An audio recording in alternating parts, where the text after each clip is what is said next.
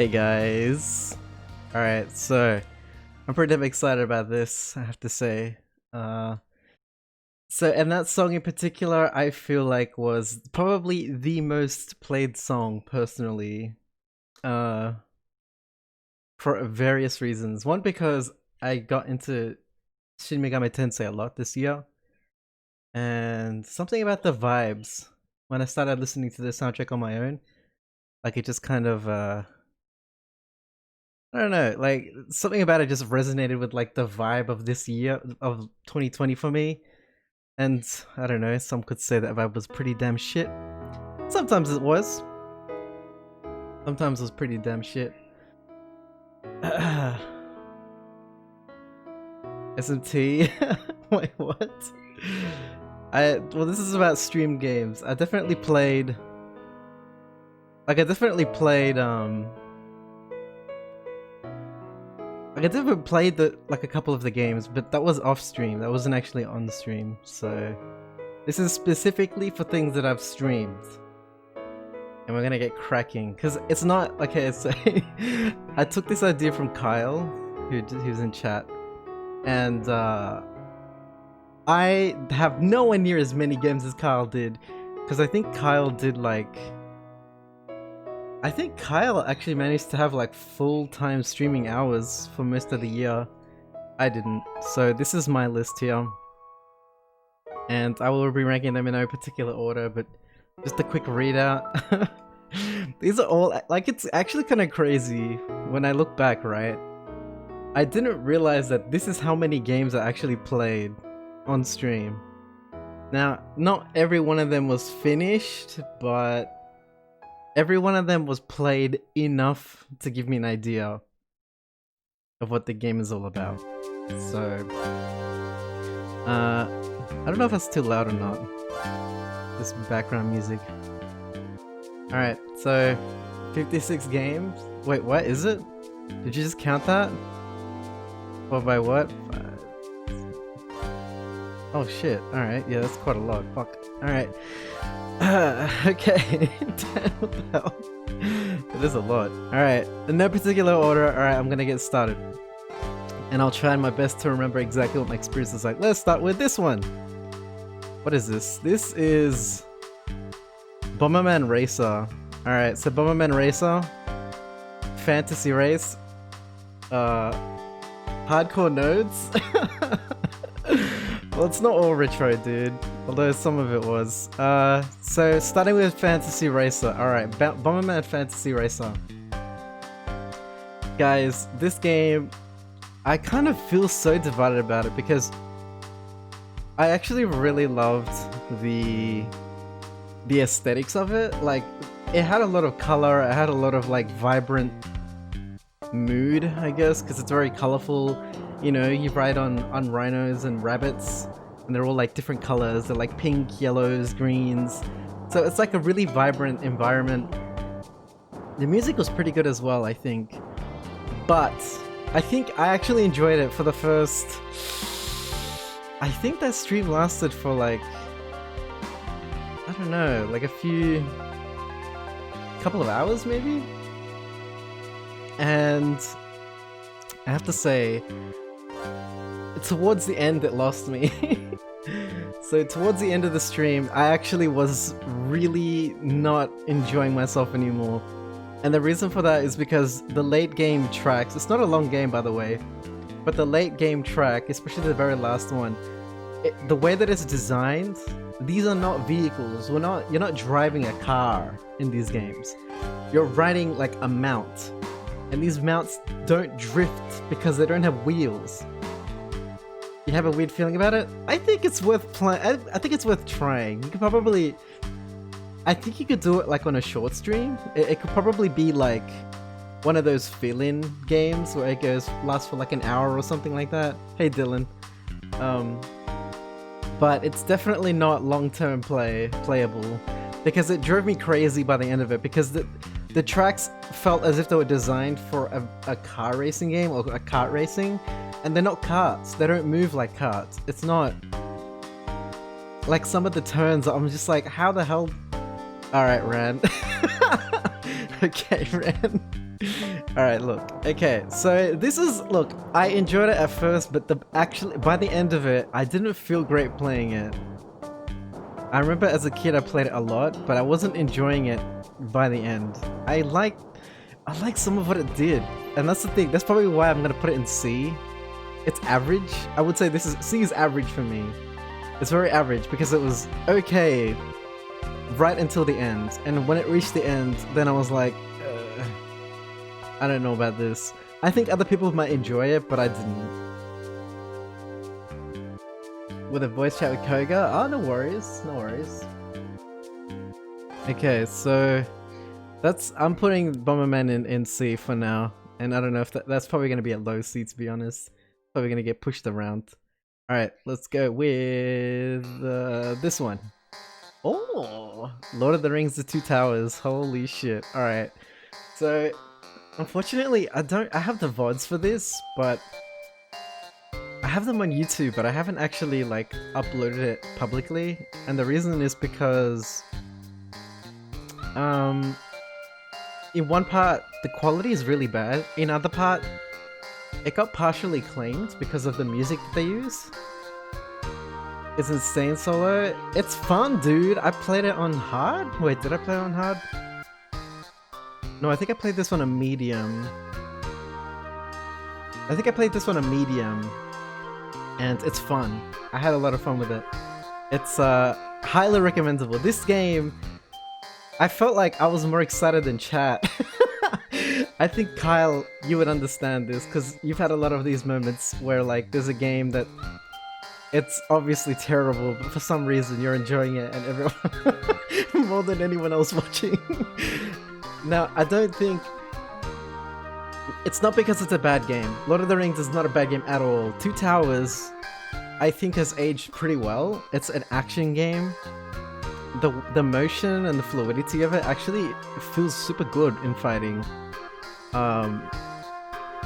The graphics are probably a bit, you know, squarey. It's early PlayStation 2, I think, early. So it's, you know, it's not as neat looking as later ones, but I think for what it is, as an action game that you could like level up your character, and it like it progressively builds off with each level that you do, and you can like farm points by returning to levels. The action, the boss sequences, I think it's a good game. I honestly think it's better than average for sure. It's better than average. Absolutely. I don't quite think it's A as in like amazing, but it's pretty damn good. I would definitely put it high B. Either a high B or a low A, I'm not sure. I'll see how it goes. But for sure, I think it was a great game, and I think I should follow up immediately with the sequel. Where is the sequel?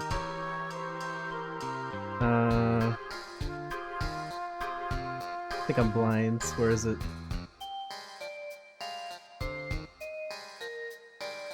Oh, here it is. Okay. Alright, so Return of the King. Alright. Now, Return of the King is... I easily could put it in A, to be honest. I don't even think I have to think much about that. Return of the King, for me, is personally one of the best PS2 action games, in my opinion. It is challenging. I did it on hard. So I did 2 Towers on medium, and then I did Return of the King on hard. And there was a couple of levels where I remember I had a few people keeping me company while I played it. And a few of the levels were quite a grind to work out, to try and do, because it was actually challenging. I wouldn't say it's Dark Souls, but it definitely has it has a faster paced action, and depending on which character you play, your experience might actually be pretty damn different, because it'd be quite different because so you got Aragorn, Legolas, Gimli, the Hobbits. So depending on the level that you're doing, you are playing a different character. Oh, Gandalf. Gandalf has his own missions as well. So you get to experience all of like the full range of like weak characters to like Gandalf tier characters, which is so stupidly OP. Gandalf is so broken in that game. He has like a projectile that just melts shit. It's amazing. But I definitely... It was definitely a fun time. It is so good. It's cinematic. It has good cinematics. Original ones, not just taken from the movie, but original cinematics. The graphics have definitely improved. The action feels good and fluid. I don't think I ever felt any bugginess. It just feels solid. Yeah, that's why. Yeah, Kyle. I actually did research because as a kid I played 2 and 3, but not the first one. And I looked into it before I started to see whether I should start there. And I saw... I didn't just look at reviews, but I actually watched a bit of gameplay. And I'm like, I don't think this is... stream appropriate. I don't think it's good stream vibes. So I decided to forego that game. But this one is definitely recommendable. Guys, if you guys have a PS2 still, or if you're comfortable playing on emulator, I would highly recommend playing this for everyone, because you can pick which hero you want to be, and that alone is crazy, because you can be like a Legolas arrow guy, or you can be Aragon. I went Aragon mostly, and just thrash people with your sword. Like, it's just so good. Guess they bit longer. No worries, dude. Alright, I'm gonna move on to the next one, because I don't know what else to say about that. I might even be able to show footage. Maybe I could do that. I don't know if I should... Did I? Nah, it's alright. If you guys... Oh shit, should I? I feel like I probably should at least a little bit, because... just a little bit, just because I want to actually show people like what the action looks like, because I feel like if you don't see what the action looks like, then you're not gonna understand what the hell I'm talking about. But let's go for Return of the King. It's partially blocked. Yeah. Oh shit. Oh. Okay, in that case, no, because I'm actually saving this tier list as a VOD, so I can't show it. If it's partially blocked. See, this is what happens. You can see my Lord of the Rings games here. They're all partially blocked. Toy Story 2, claimed. Completely blocked worldwide. Burnout 3, Takedown, completely blocked worldwide. There's only so many games that actually allow me to, like, you know, post. So, okay, no, I can't show that one, sadly. The Grinch is an easy C. Dude, I'm surprised you watched enough to have an opinion on it. That's actually kind of surprising. Alright, next, it'll go this one. Ah! No, I got... I'll save Burnout for later. Let's put that at the end. Let's start with XCOM. Alright, XCOM. I played XCOM pretty early in the year, actually. And... oh boy. I love the idea of XCOM. XCOM itself is like, YouTube are ass? Yeah, they are. DMCA is ass. But it's a necessary evil. I just don't... Anyway, that's a whole nother issue. Let's not talk about that. Alright, so XCOM 2 is a turn-based strategy, isometric strategy. So if you play things like Fire Emblem,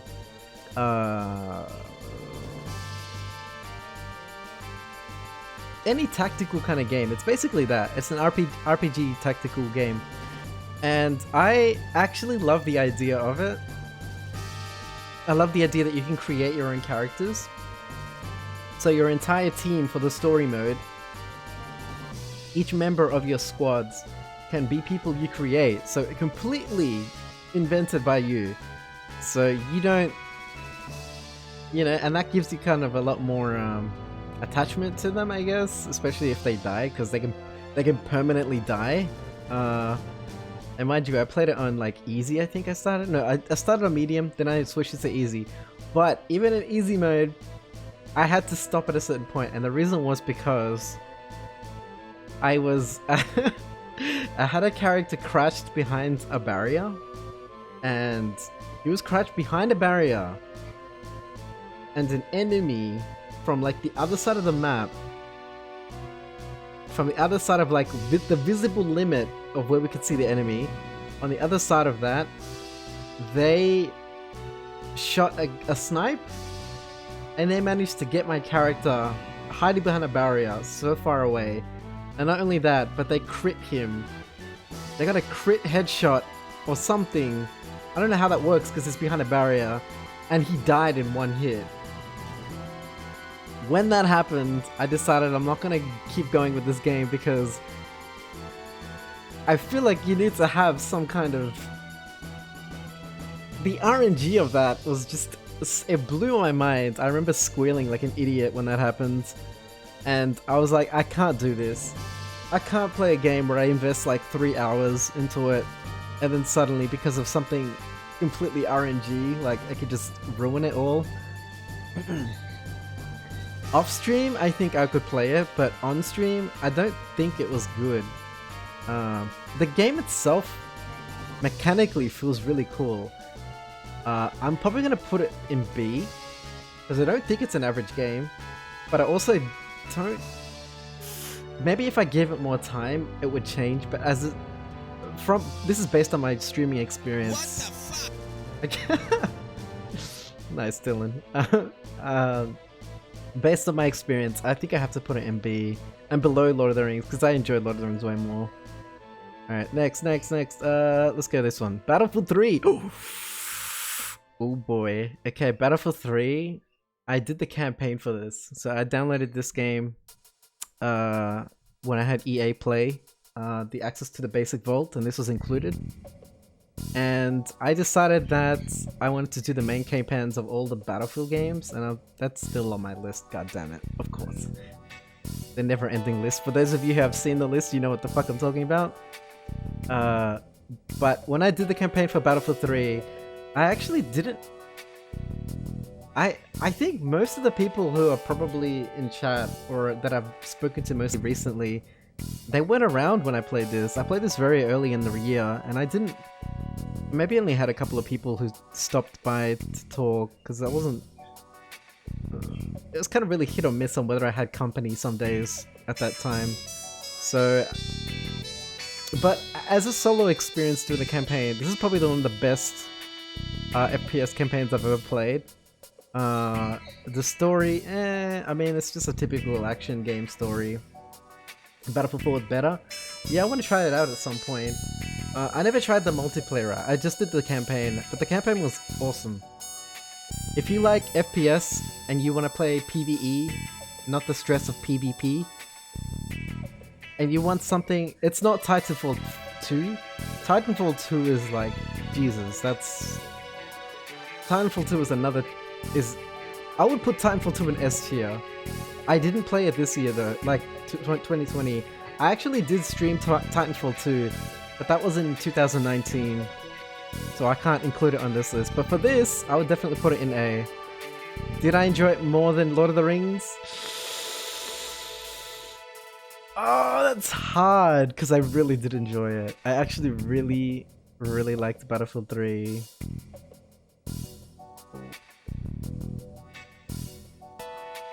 Yeah, exactly, Kyle. It's kind of weird, right? Like, I don't think anyone in chat right now was with me when I was playing Battlefield 3.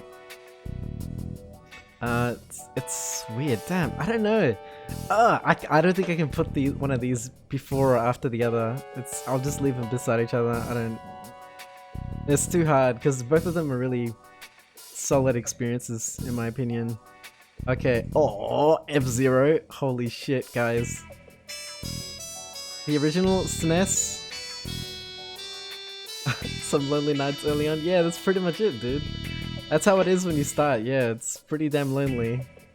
That's why you gotta pick good games. I remember on your list, you were saying that you picked games that you were sure you were gonna enjoy.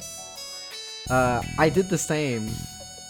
Like, a lot of my earlier picks were games that I was absolutely sure that I was gonna enjoy, whether or not there was someone with me. So...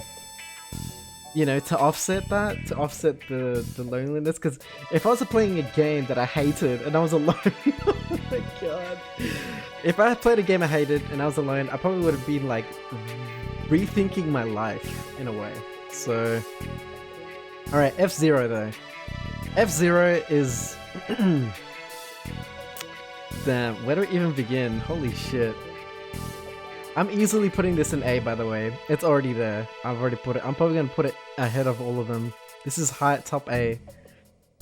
I did not expect to encounter a Super Nintendo game with that level of mechanical, like, solidarity. It just felt so solid and so committed to what it wanted to be. And it really stuck to it, and it wasn't ambiguous at all. It was just...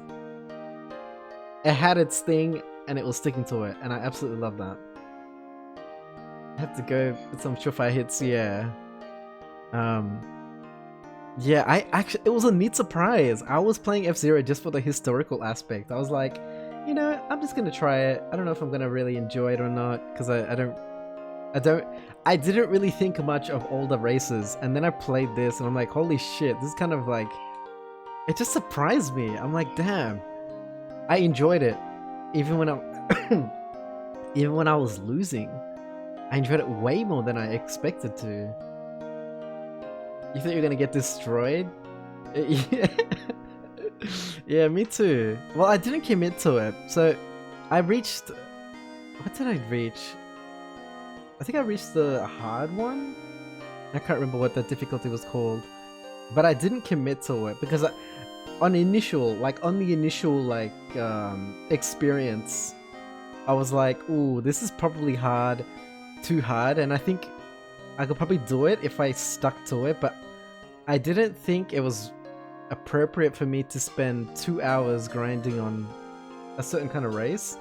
I think Kyle, you could do that. But I don't feel like I can, probably more out of consideration to my audience, because my audience isn't exactly a jank appreciating audience, so I felt like I could play it off stream, but probably not on stream to completion. Beginning standard, yeah.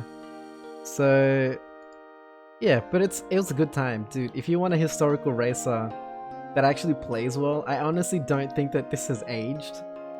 I think visually it has aged, but mechanically, as a game, it still is super fun to play. It's so fun. It's actually really fun to play. And I had a great time. Alright, it's one of the highlights of 2020, to be honest. Discovering F-Zero. Let's go with this. What is this? Mega Man X? Okay. Yeah, so I decided that I'm gonna do all the Mega Man X series, and I started with Mega Man X sometime like it might have been September-ish, September, October-ish. So it's kind of late in the year. And I enjoyed it for what it was. I played later X-Men game and Mega Man X games. I'm not a crazy fan of it, and what I mean by that is I'm not like... I don't dislike it, but I do play them for the fun that they provide of their particular kind of gameplay, but I don't tend to look for these games too much. Especially Mega Man. It has its... Man, Mega Man could be its own genre, honestly. It's an action platformer, but it definitely isn't like any other action platformer. It's got like certain RPG elements and a kind of precision that not many other games do have. But I did enjoy it. I don't... Look, this is obviously my list, and I didn't hate it. I just didn't... I don't feel like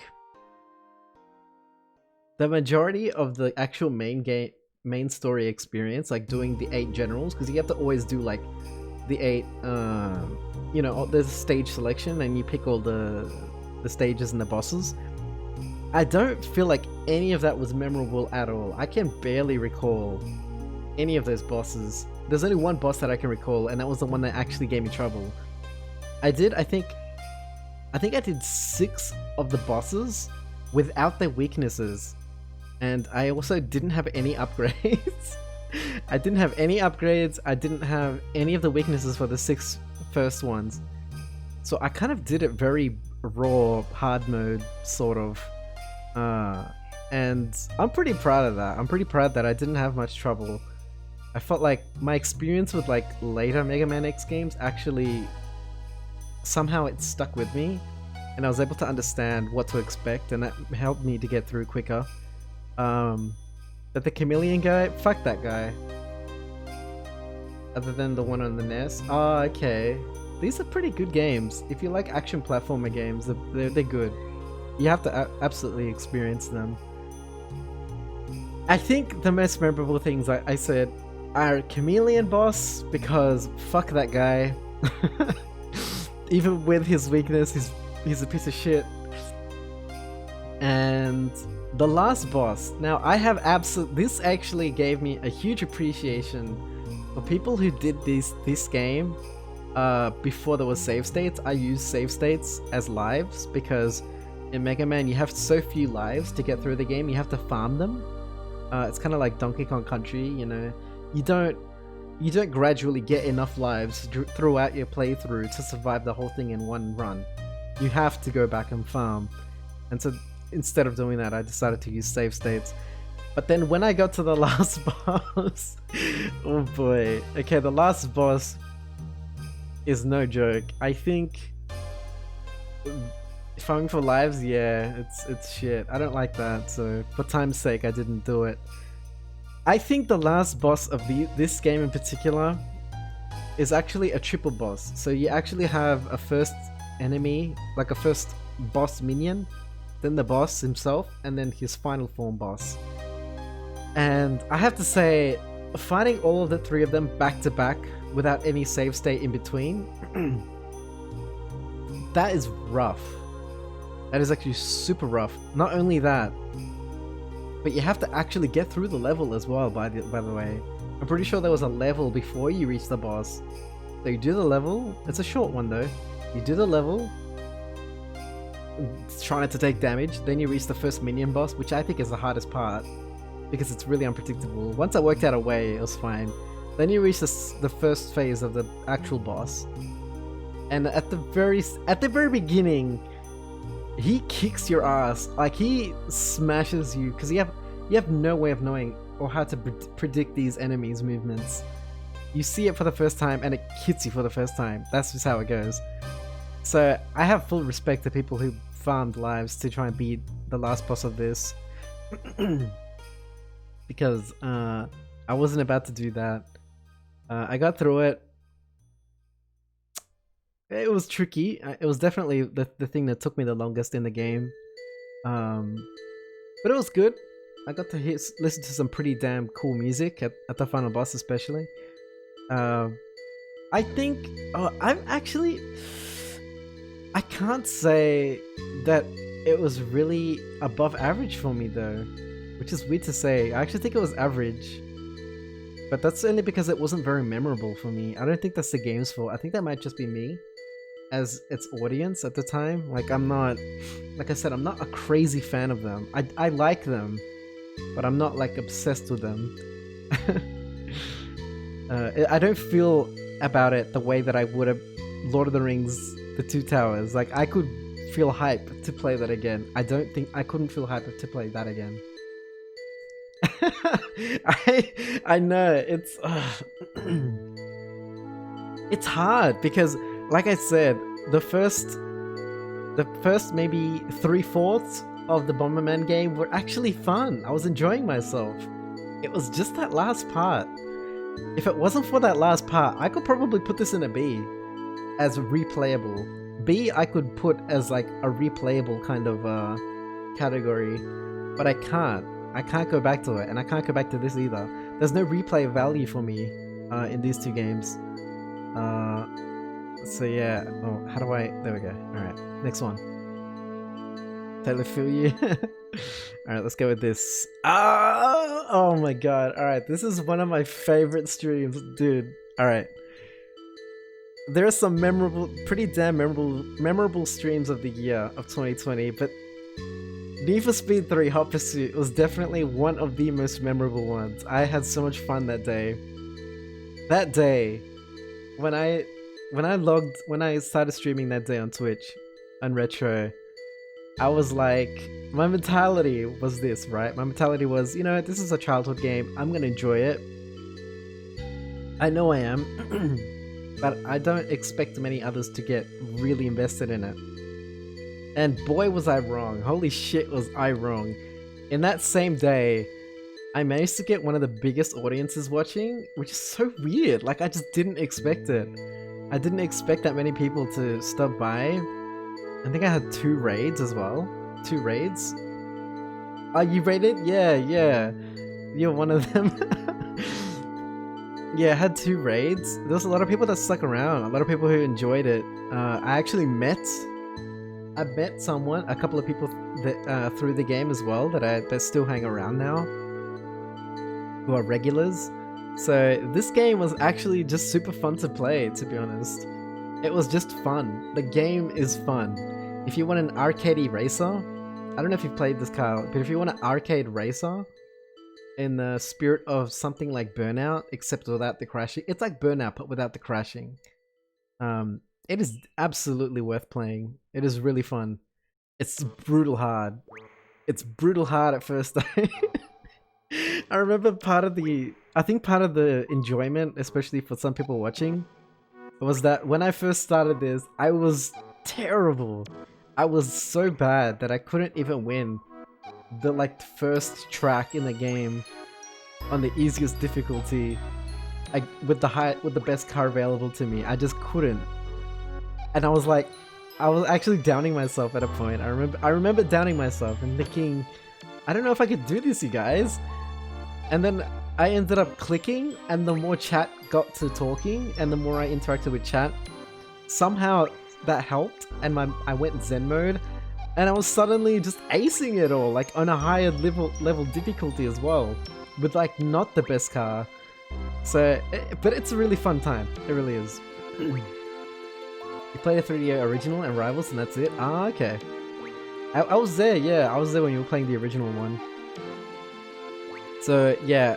This game, guys, it's a good game. I honestly think visually is probably the only reason why it gets let down a little bit. But if it wasn't for the visuals, I would put that low A, because that game is objectively a great game. It has mechanically just good feeling, good vibes, amazing music, by the way. I actually stole quite a number of soundtracks from this game to be able to compile my racing playlist, because I needed that racing playlist to combat DMCA for games like Takedown and other newer Need for Speed games. So I actually took music from this because it was so damn good.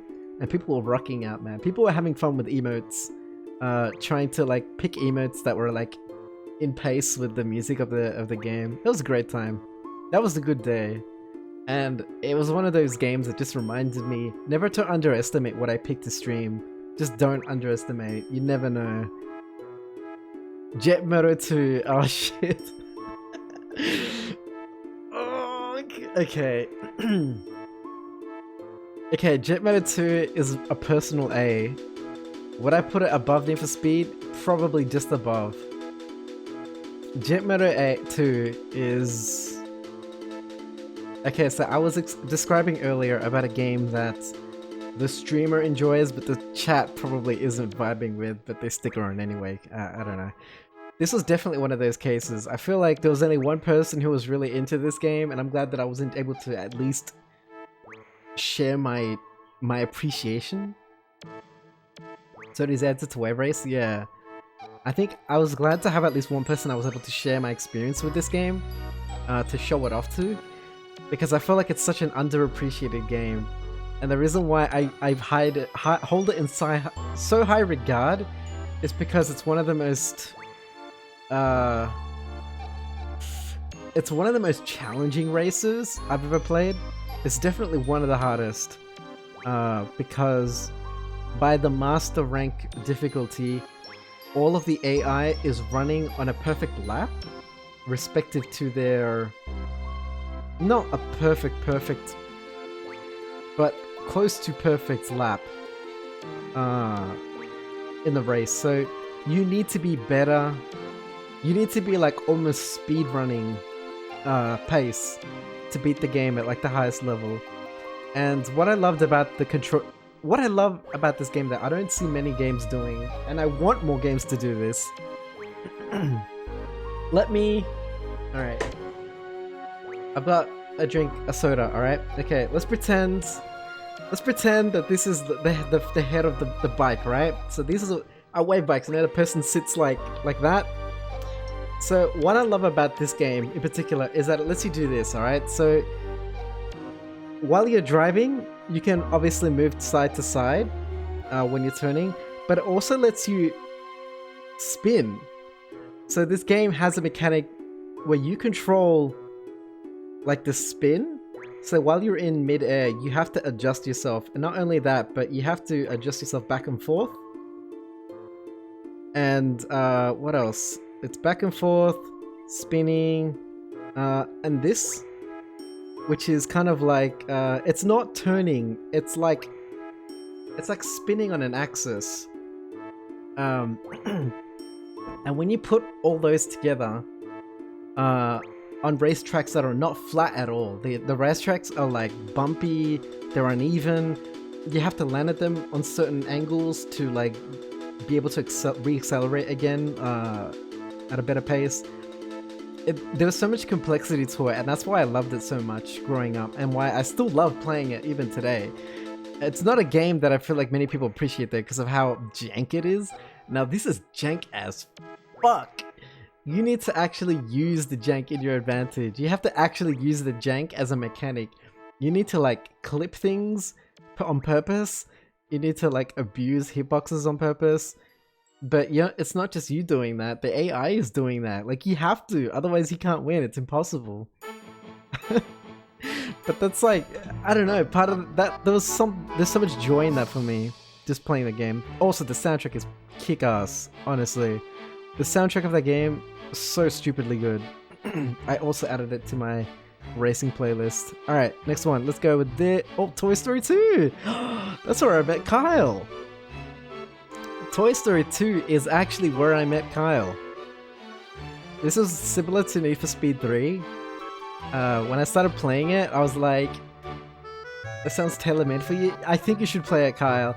I don't know if you would like it though. It's interesting. I think Jet Motor is like, it's super jank, but I don't know if you would like it or not. I'm actually curious. I'd be curious to see you play it and to hear your take on it. Because it's probably jank enough that you'd love it, or it's jank to the point that you probably couldn't stand to keep going at it. Yeah, anyway. Alright, Toy Story 2 is actually where I met Kyle. Probably the first bigger retro community that I ever got to meet. And I think it's... Ooh, is that... It's one of my earlier retro games. I don't know if which ones I don't know what my first retro game was, but this is definitely one of the first. If not the first. And I didn't expect there to be anyone interested. Boy, was I wrong. I was very wrong. This game turned out to be a fun time. It's a good platforming game, 3D platformer. A bit of action. It's very easy. It's for children, you know. It's not for like grown adult difficulty.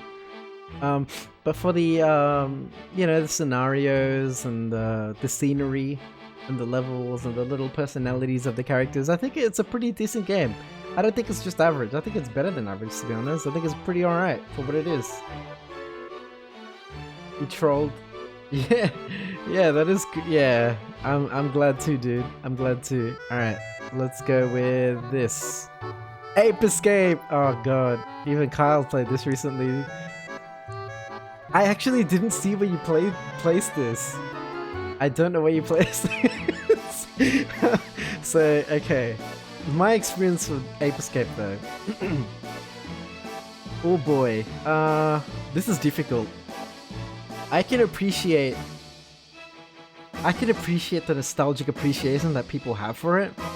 I can understand why it would be a big hit in its time. I don't think it has aged very well though. Despite the colorful and charming environments and the very charming apes, I find the monkeys very charming. I think they've got funny little personalities, and I like that they make them different for different monkeys. Fuck those sunglasses ones though, right? Like, those sunglasses ones, the ones with like machine guns, yeah, fuck those ones. But despite the charmingness of it, I don't even think I could recommend people playing this game. I'm glad I played it. I'm glad I got through it, but I don't even think I could recommend people playing it because I felt like, I felt like you nipped out of it on the final level. Oh, you did. You didn't finish it. Oh shit. Yeah. All right. The final level is such a it's such a lie as well. It makes you think that it's short. It's actually not. The final level is like gigantic. But yeah, so God, I did enjoy it to a certain degree. Yes, that's exactly the point that I was about to make, the controls. Now, whoever invented the controls was fucking crazy. But it is the very first analog game. So it was the very first game to take advantage of the joysticks. So I guess they wanted to use them. They wanted to incorporate the analog sticks into the mechanics as much as possible. And because of that, the controls are so illogical and not practical at all for what it expected you to do, like on the fly. Like, I remember a few times, I remember the first day I actually stopped streaming, not because I didn't have any time or anything like that, but because my palms were getting so red from spinning that I thought I was going to get a blister, and I couldn't afford to get a blister because of work, because I work in health. And mind you, this is during COVID, when open wounds and, you know, doors to your body are dangerous. So I just didn't want to risk it. I was like, no, I can't have any tears in my skin or anything like that. I just can't risk it. So I took a break. I probably took a few days break, and then I returned to it and finished it the second day, I think. But damn, I couldn't replay it. It's not underwhelming to me. D is underwhelming.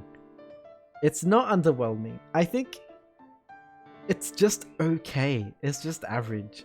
I couldn't recommend it. I definitely won't go back to replay it. But it's not terrible. I don't feel like it's terrible. I feel like a lot of heart went into it. You know, the music, I actually really love the music. I know some people don't, but I totally dig it. And still listen to it as well. But I don't know about... Yeah, it's probably just average. Ain't worth blisters, that's true. Why is this playing all FFA game songs? Let's mix it up. Okay, yeah, it's just average. I can't say it's a bad game, because I don't think at its heart it really isn't. I think just it's let down by a few things and kind of balanced out for some of its positives. If the controls were fixed, if maybe the balance of the levels was fixed, it would probably be really, really good and easily replayable as like a classic, but in its current state, nah, it hasn't aged well at all. Alright, let's go with this. F-Zero X! Oh boy. Holy shit, F-Zero X. Ooh, I'm gonna struggle to place this one. F-Zero X is probably one of the best games I've played in 2020. They make it hard to enjoy. That's it. Yeah, that's it. Yeah. Alright, F-Zero X is one of the best games I played in 2020. Easy. I took to it so quickly. I enjoyed it right from the beginning to the very last race that I did with it. I never ever felt annoyed by it, frustrated by it. I felt like it was a completely fair, fast, and enjoyable racer, and I freaking love races. And this one was fast. This is honestly one of the fastest games I've ever played. Probably, I don't think it's the fastest, but we'll have to wait until I get to GX to find out that the verdict for the fastest.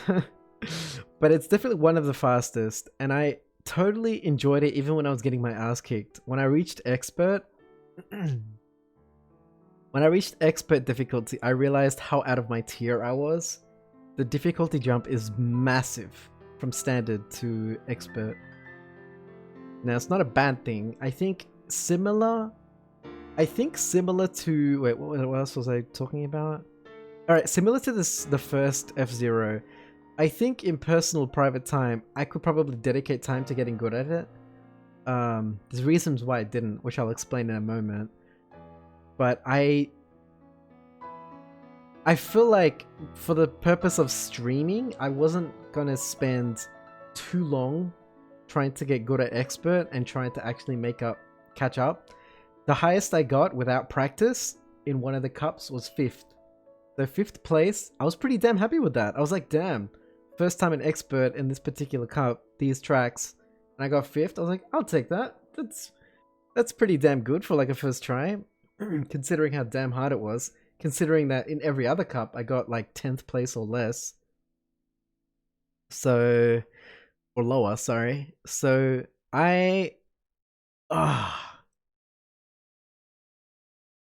this game, I think... Ooh, I think I would...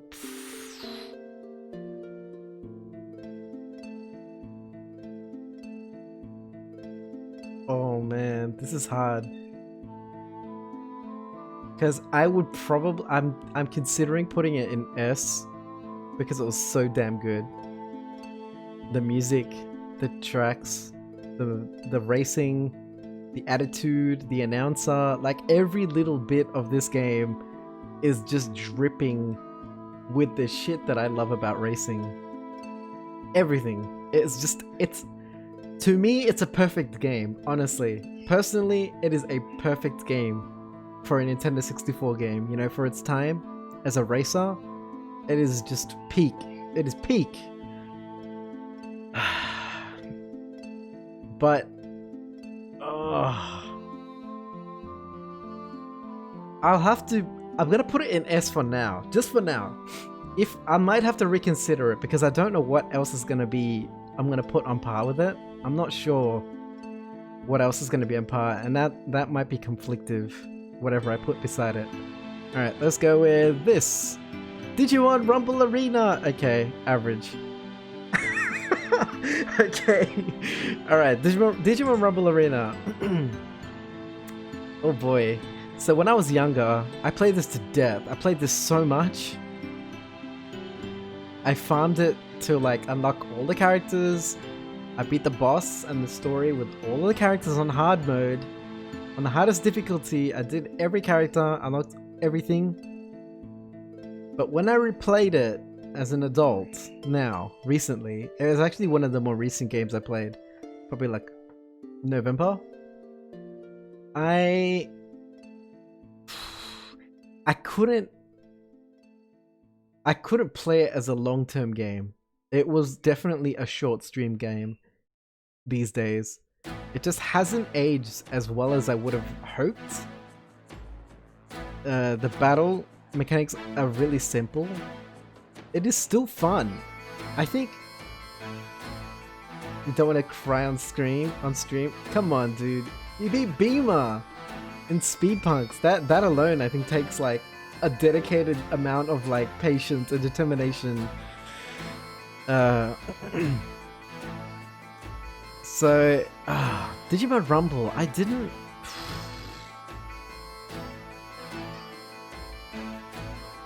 Yeah, it's average.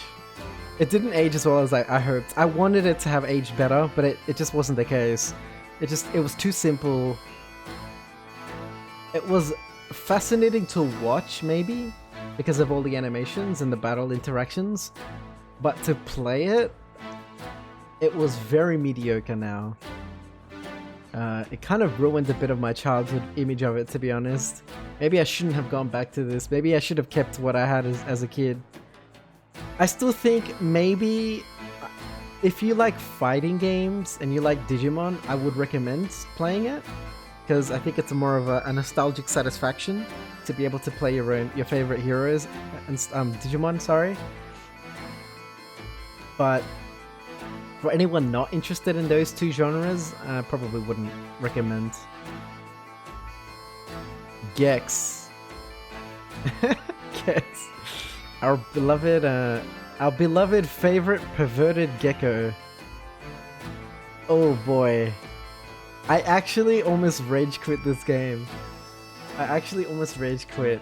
There was one particular level that drove me bonkers. I almost lost it. It's just so unnecessarily hard and tedious. It was a checkpoint in one of the levels, on the hardest level in my opinion. A checkpoint lacking. It expected you to get through a giant, like a really long sequence of like platforming without any with like a checkpoint really far back, and it was just so brutal because it required like really big awkward jumps surrounded by enemies that could kill you and platforms that can push you off. It was just terrible, and the handling of this game is great for the most part. I actually really like the movement, but for that particular level I think it worked against it, and I suffered and almost quit. But I'm glad I persevered and I got through it, because by the end of it I did enjoy it. Overall, I did enjoy my experience with this. Yeah, I overall enjoyed this game. I really did. Would I recommend it to others? Absolutely. If anything, just to hear them when they reach that level, that fucking drove me insane. But it has a lot of personality. At each level is this is deep cover, so this is number 3. So this is the sequel to what you played, I think, Kyle. So I would definitely say it's above average, because as a platformer for its time, I think it's a good platformer. Each level, different, really good music. Actually, I still listen to some of the music now. Good music, good atmosphere, interesting fights and enemies. It's not boring to look at stuff. I think that it gets a bit tedious near the ends with certain things because of the level designs of the harder levels, but overall I think it's a good experience and I would recommend it. If people like platformers, 3D platformers, absolutely. Have fun with just the craziness of it. Alright, let's go this. Crash Bash. Oh boy, Crash. I need a drink before this. Before I talk about this one, I need a drink. A low B. Yeah. I did not. I quit. Now this was a memorable stream for me personally. And the reason why it was memorable was not because of the game. The game itself, I found... the game itself, I did not enjoy. After because it's... Oh god. I think even before you fight the first boss, it was already repeating itself. Like it was already getting repetitive. So once I reached like the second stage, the second area, or whatever level, I don't know what it was called, and it was the same shit again. The same again. Hola, Ellen. ¿Hablas español or English? So when it was the same shit again, I just said no. I said nah, I can't do this. So I would say very underwhelming. Los dos, bro. Okay, good. Okay, so I didn't like... That's good. Yeah, yo entiendo los dos también. So yeah, underwhelming. This stream was memorable for me because I actually got to hang out with some new people. So I met people through Retro, from a different group. And hey, Lightning, what's up? Yeah. It was too repetitive. They didn't mix it up enough. It was not mixed up enough. It was the same shit again and again. But I had fun because of the people, because I had recently met new people in Retro, and I got to hang out with them on this stream for the very first time. So that's cool. That's why I will remember the Crash Bash stream, because it was fun because of the conversations. We had really good 90s conversations. Like, that stream was just entirely reminiscing on like 90s awkward shit, and it was great. I'm gonna move on to the next one. What are you playing? I'm not playing anything. This is I'm doing a tier list. So I am I'm going through all the games that I played in 2020 and ranking them and remembering. I'm doing a bit of remembering of my experiences for 2020 streaming. Okay, let's go with the next one. Oops. Battlefield 5. Now, Battlefield 5, to some of my newer followers, might seem like an odd thing to have here. But the truth is, at the start of 2020, I was actually playing a lot more normal games. Mexican descent? No. My family is Salvadorian. El Salvador. I don't know if the Spanish speakers here. Yeah, my family is from El Salvador. But I'm born and raised in Australia. So I'm more Australian than anything else, really. I don't even have like a natural Spanish accent. I know how to speak, but I don't have the accent. Okay, Battlefield 5, yeah, like I said, I was playing these kind of games at the start of the year before I entered the retro realm and found a whole new world. And I did like the story. I'm pretty sure I did the story on stream, and I did enjoy it. It's not the best game. Like, I would totally put... It's no way gonna be on top of Battlefield 3. As the year went by, this game got gradually worse and worse and worse. Did I enjoy my time playing it? Absolutely. I definitely enjoyed my time playing it. Could I recommend it? If you're someone who is into historical war, into the history of World War II, and you like the gunplay of like old games, pre-automatic weapons, pre-automatic era, I would absolutely say yeah, it's worth playing. If you're into that kind of thing specifically, but if you're not, probably not. Experience was okay with it personally, but I don't think... I'd probably put it low B. Yeah, low B. I don't know, there were Salvadorians or Spanish-speaking people in Aussie? Yeah. ¿De dónde eres? Yo...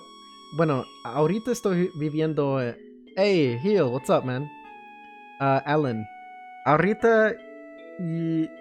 Yo nací y crecí en Australia, pero mis padres son de El Salvador, entonces tengo los dos idiomas y puedo hablar los dos y entiendo y puedo leer, pero como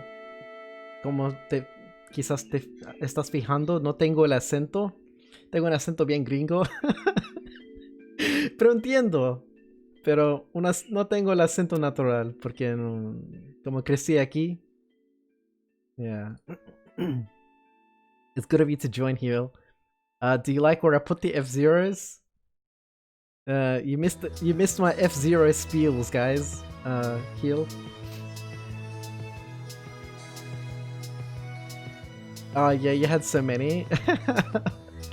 Well, you approve. I wanted to take my time because it's not just the games, but it's the people that I met this year. You know, it's the people that I met this year. Oh my god, this music. Because I'm listening to this music, I'm gonna rank Katamari Damacy. Katamari Damacy is one of my favorite games to play in 2020. The quirkiness of it, the music that you're listening to right now, this is from Katamari. And it was... Dude,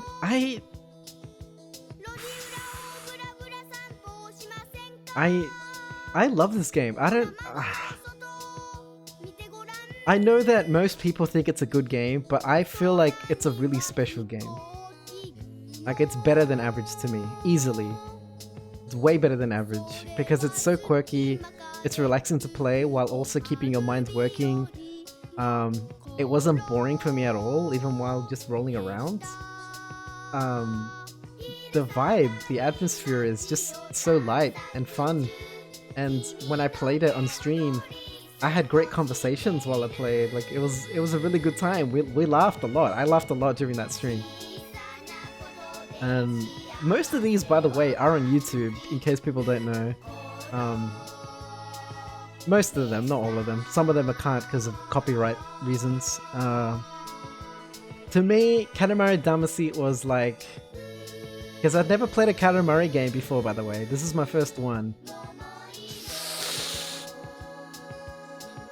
I think for what it is, for what it introduced me to, for the time that I played it, the people I spent it with, the game itself, the personality, your unimpressionable dad, I had an amazing time with it. And I think the only reason why it's not S tier is probably because it's probably not super replayable. It's kind of like a one-time play thing.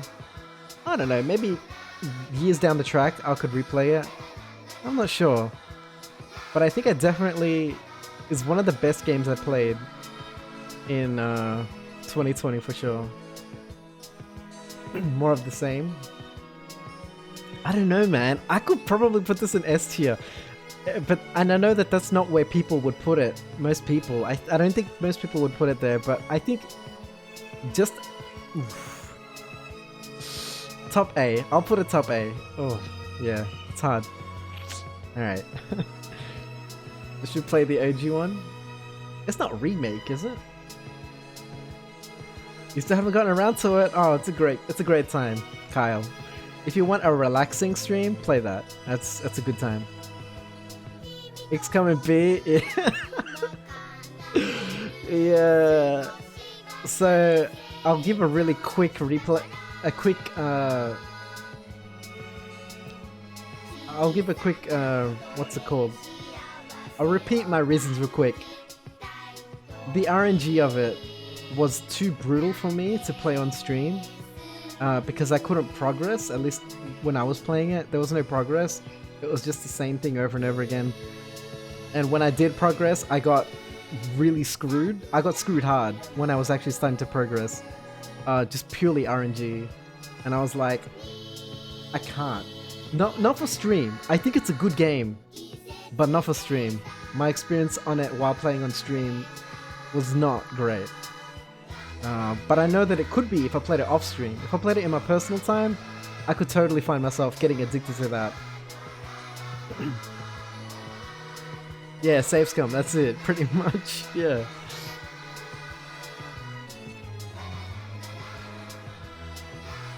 Mario Kart 64. Well, that's an easy... That's probably an easy A. Do I put it before or after these races though? Definitely not more than F-Zero. I think I could play F-Zero more than Mario Kart 64. Mario Kart 64 has a novelty of multiplayer, and I think that really puts it above a lot of games as well. Because not only does it feel great to race in, it has, you know, multiplayer. You can play with other people. I obviously didn't. Ooh.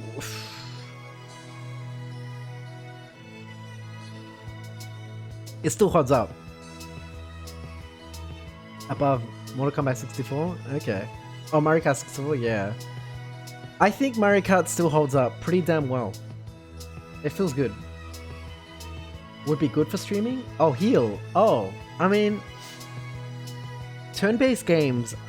I think they are too. Honestly, I think they're good. I'm just shit. I'm not good enough for XCOM. Also... The RNG of that particular game was really fucking merciless, man. But I think... Would I rather go to Mario Kart or Need for Speed 3? Honestly, I would rather go to Need for Speed 3. But Mario Kart is absolutely a must-play for most people, for sure.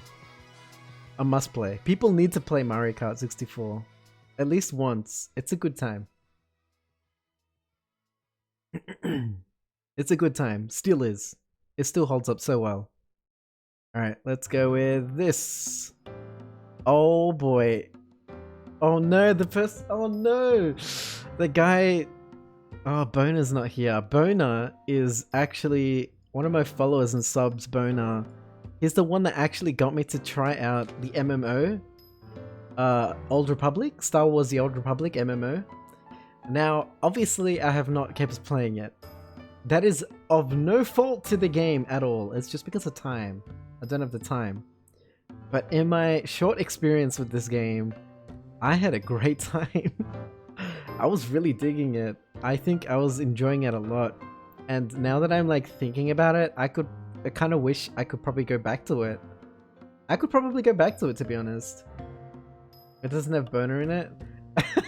It's because it did originally. He changed his name. When I first met him, his name was Bonafide or something like that. And he's changed his name a couple of times. I guess to be a bit more safe to say. I don't know. I'm saying it Boner anyway, because that's how I met him. Anyway, alright, so for an MMO game, and I've only played a few, like very few. But this was particular in a style... The conversations within the story were in a style similar to the Knights of the Old Republic games. And I think because of that, this game is amazing for an MMO. It's almost as if it's a single... I would say that this game is more of a single story player game with MMO attached to it. And I don't think that's a bad thing at all. I think it's actually really good for what it is. It hasn't aged very well visually, but I think because of the engine. The engine is very old. But the game itself is great. I think it's a fun time. I don't think I could put it in A because I didn't play it enough. But I would probably put it high B. I'd probably put it relatively high B. I honestly want more time to play it. I want more time to play it. I really do. It's more family friendly now. Yeah, that's it. It's more it's not a brand risk anymore. Alright, next. Let's go with this. Final Fantasy 13. Oh shit. Final Fantasy 13.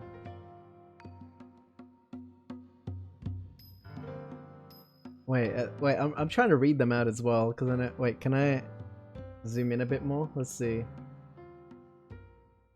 I could probably zoom in a bit more. Hold up.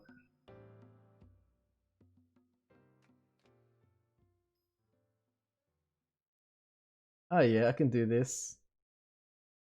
Oh yeah. That's a bit better, yeah? No, wait. Oh, shit. Now my head's in the way. Alright, let me move my head. Let me move my head.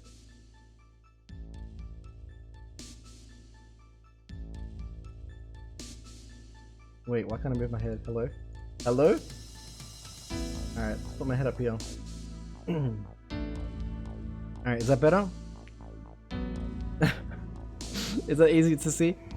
Alright, so I'm gonna work with Final Fantasy 13 now. Just before Final Fantasy 13? I don't know. I'll get to all of them.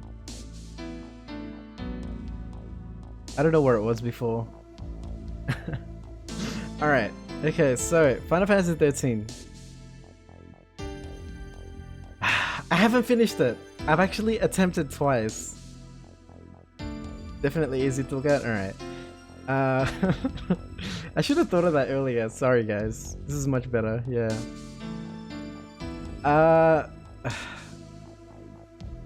I actually feel very bad about Final Fantasy 13 because I haven't yet finished it and I've had to stop playing it twice for different reasons. And I need to do... This sounds right. I actually want to return to this. I need to finish it, man. It's not because I don't enjoy it. That's not at all the reason. The actual battle system itself is great. I actually really enjoy the battle system. Hey Egg, how you doing, man?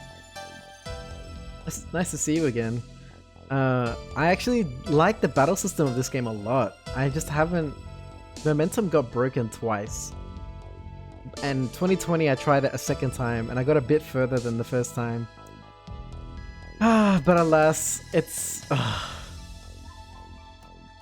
I think from what my experience is so far, it's probably better than average. But I'm probably going to have to put it in low B just for now.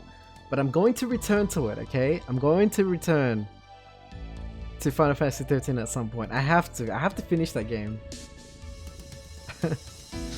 I have to. Because it was... I like the combat. I don't like some of the characters.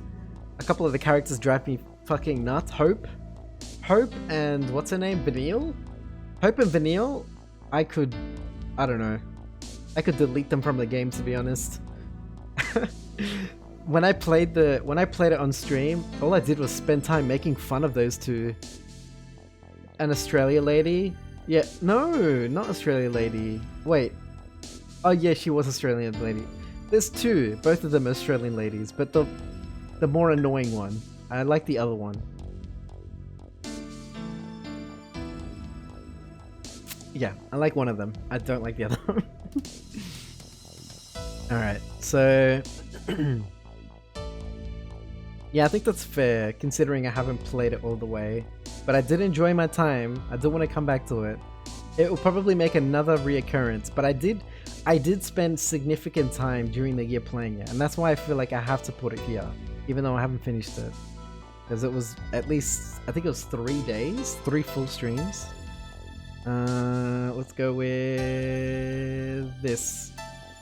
Micro Machines V3. Oh shit. This game... I think I have to easily put it low C. No. Probably D. Above Crash Bash though, for sure. Alright, so when I picked V3, right? It was one of these games that I played to death when I was younger. And I played it a lot. And I had the time to get good at it, right? Like all kids have. But when I replayed it now as an adult, it's not super accessible.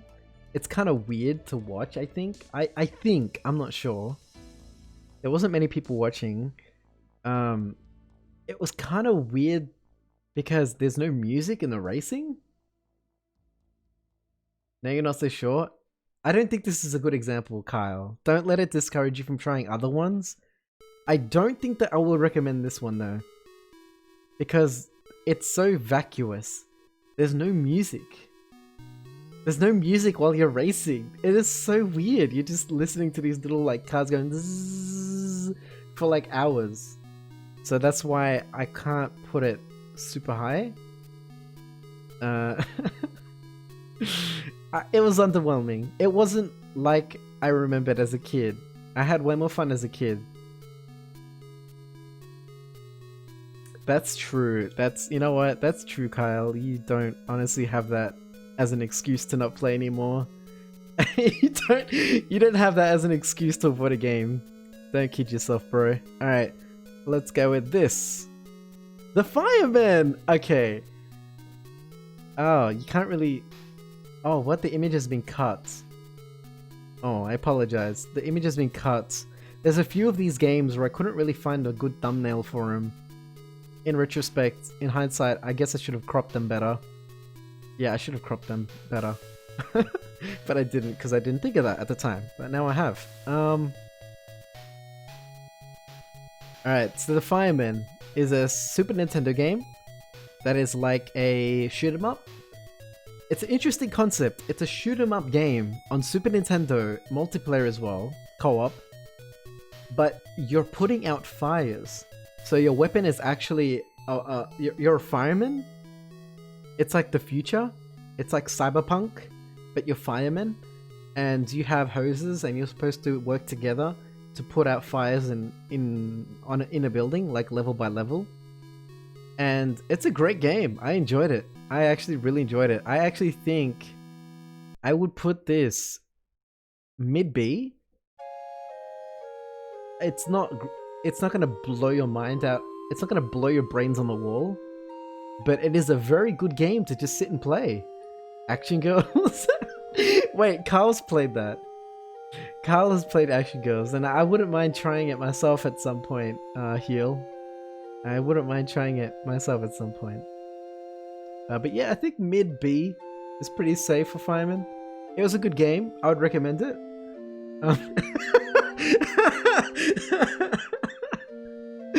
If Kyle is saying that, you know it's bad, right? If Kyle is saying that, you know it's bad. Wait a second. Kyle, have you played the Fireman? Have you played the Fireman game on Super Nintendo? Because if you haven't, I would recommend it, Kyle. Put it on your list if you don't have it there. I would play it. Play it, Kyle. It's a good game. It's a good time. It's nice. It's fun. It's probably like one whole stream. Like 2 hours maybe, tops. You're too afraid to ask? You're too afraid. You don't know anything about what? Yeah, you can ask. Alright, let's go with this. Alien Isolation.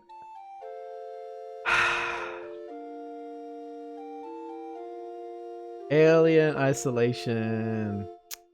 Alright, so my experience with this game wasn't the best. It's not because it's a bad game, it's because I think the system of the game kind of lets it down for someone like me. It makes it very inaccessible, I think. I think Alien Isolation makes itself very inaccessible for someone who wants to experience like the Alien kind of story. There should be a mode that's more... I think the RNG-ness of the Alien... With the mic on? I don't know. I don't know if the mic was on. But that would fucking suck, bro. Why would I do that? At a certain point, I just couldn't progress because the movements of the alien were just screwing me over every time. And I just wasn't enjoying it at that point. I was like, I just want to see the story. I actually just want to see the story. I just wanted to see the story, but it wouldn't let me. Like, it wouldn't let me progress. Because I spent half an hour just hiding, you know? And that's okay. But for streaming, I didn't enjoy it. Maybe in personal time, if I give it a go, maybe I could, I don't know, maybe I'll give it another go. Maybe next Halloween or something. But my first impression of it wasn't... I'm gonna give it a high B. And the reason why I'm gonna give it a high B is because what I did love about it is that they really captured... Never played Far Enough to Meet the Xenomorph? Are you serious? It's not that long, actually. I think it's like half an hour until you meet it. What it did do right, what I loved about this game, was that it paid really accurate tribute to the actual Alien franchise, the first Alien movies. It used a lot of the same music. The atmosphere was the same. The level design and the environmental art was spot on. If you love Alien the franchise, you would love the way that they recreated the environment in these games. But yeah, the gameplay really disappointed me, to be honest, the first time. I think if I replay it, I'm probably gonna go easy. I don't care. I don't care. I'll go easy. I'd have nothing to prove with that game. I don't feel like I have anything I have to try to prove. I just want to experience the story. That's all I really want. I just want to experience the story. So that's probably what I'll do next time. Because I think the first time I played was on hard. You never got to the point where it was hunting you. Ah. Yeah, I'm gonna get easy. Because I think just to reasonably experience the game in a fun way for stream, I think that's probably the only way I'm gonna have to be able to do it. Even a medium? Oof. Yeah, it's a high B. I think I'm gonna return to it. I just don't know when. Alright, let's go with this. Crash Team Racing.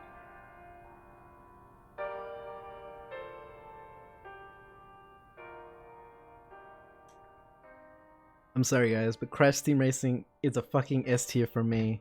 I don't care if you don't think it's that good of a game. It is that good of a game to me. Crash Team Racing is, to me personally, there are a lot of kart races out there, but to me personally, Crash Team Racing is like peak kart racing mechanic. Doesn't let you turn down the difficulty midway? I don't know, I can't remember. So Crash Team Racing, let me explain why I love this game so much.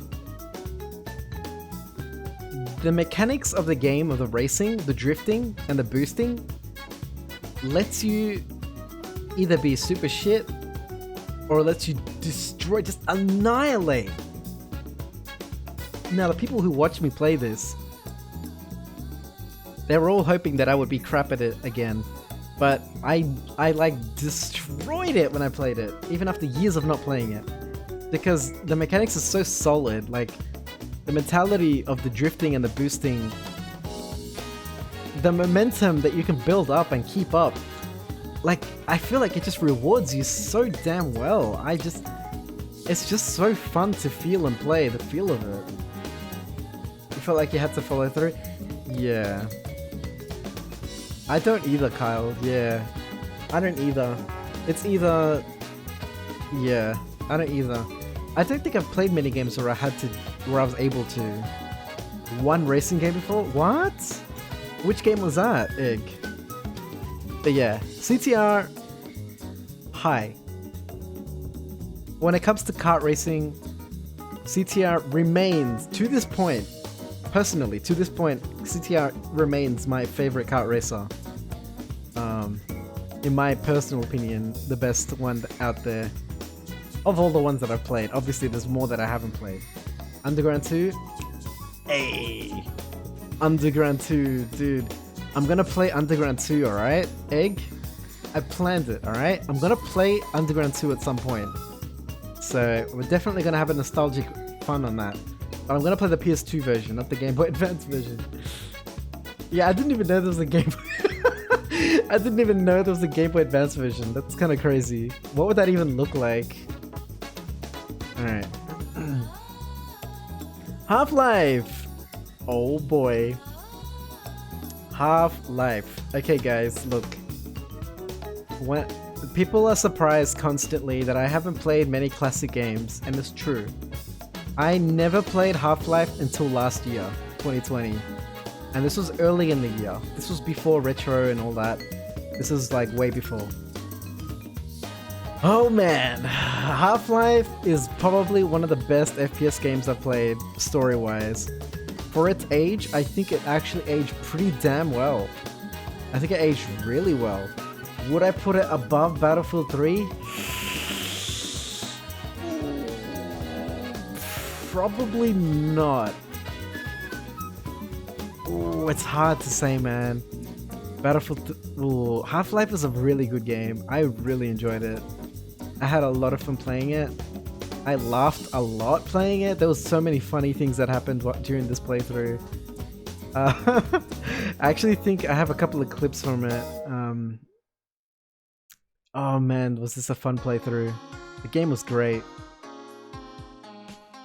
I'm gonna put it just below Battlefield 3, mostly because of the age. The aiming and stuff just hasn't really aged perfectly. You know, like the Source Engine gun shooting and accuracy in the guns just isn't there anymore. It's just not there.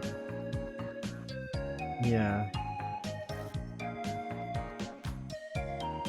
Oh, the PS1 version? Yeah, I mean, look, this is entirely personal, Kyle. Putting it in S is entirely personal because I know it's commonly and objectively regarded as one of the best kart racers, but I think it actually is. I actually personally think it is because it rewards you like crazy. If you know how to play the game, you just destroy it. And I love that. The skill cap is just so high. You didn't get far into Black Mesa? Okay.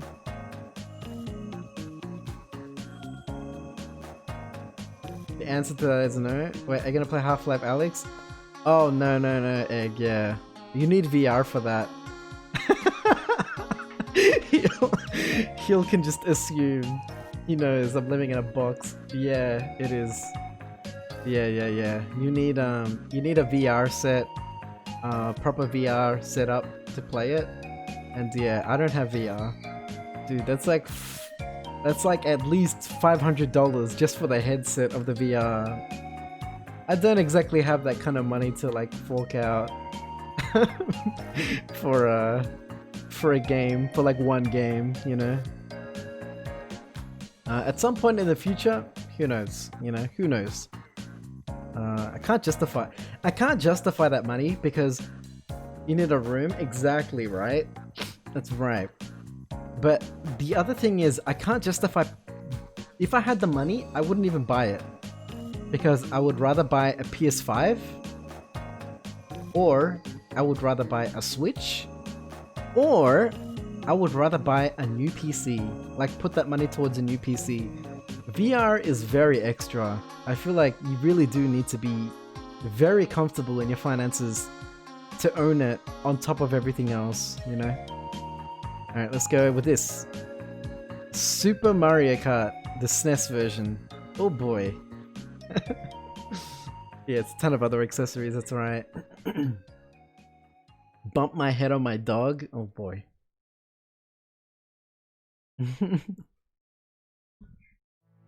Alright. Super Mario Kart. I didn't enjoy it as much as Mario Kart 64. I think Super Mario Kart is a good kart racing game, but I do not at all think that it needs to be up there. I think as a historical game, it was fun to play. It surprised me. This was the very first Super Nintendo game racer that I played. The very first. So I had nothing else to compare it to. I had no other reference point for racing games on Super Nintendo. And so when I played it, I was like, damn, I'm impressed that this game is this old and it feels this good. And then I got to like the harder difficulties and I was like, fuck it, I'm out of this. I'm out. I was not at all ready to do that. I think it's a low B, personally.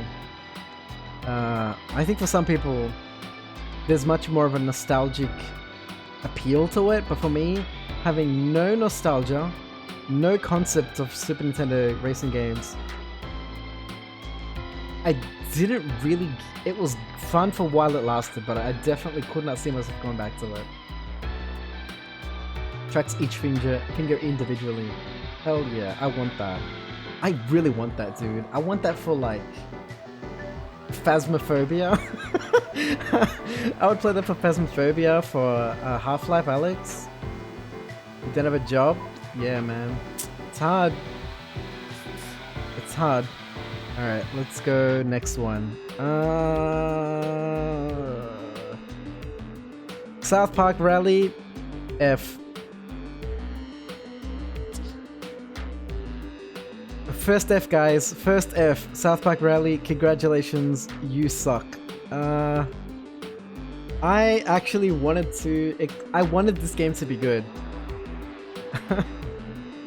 You ready to cry at SNES Forever? I was watching you. Dude, I watched that stream. I was watching a stream. Friday Nights at Freddy's. Oh, I've never played Friday Night at Freddy's. Is that what it's called? Friday Night at Freddy's? I've never played that game before. It doesn't really appeal to me. Makes it super sick.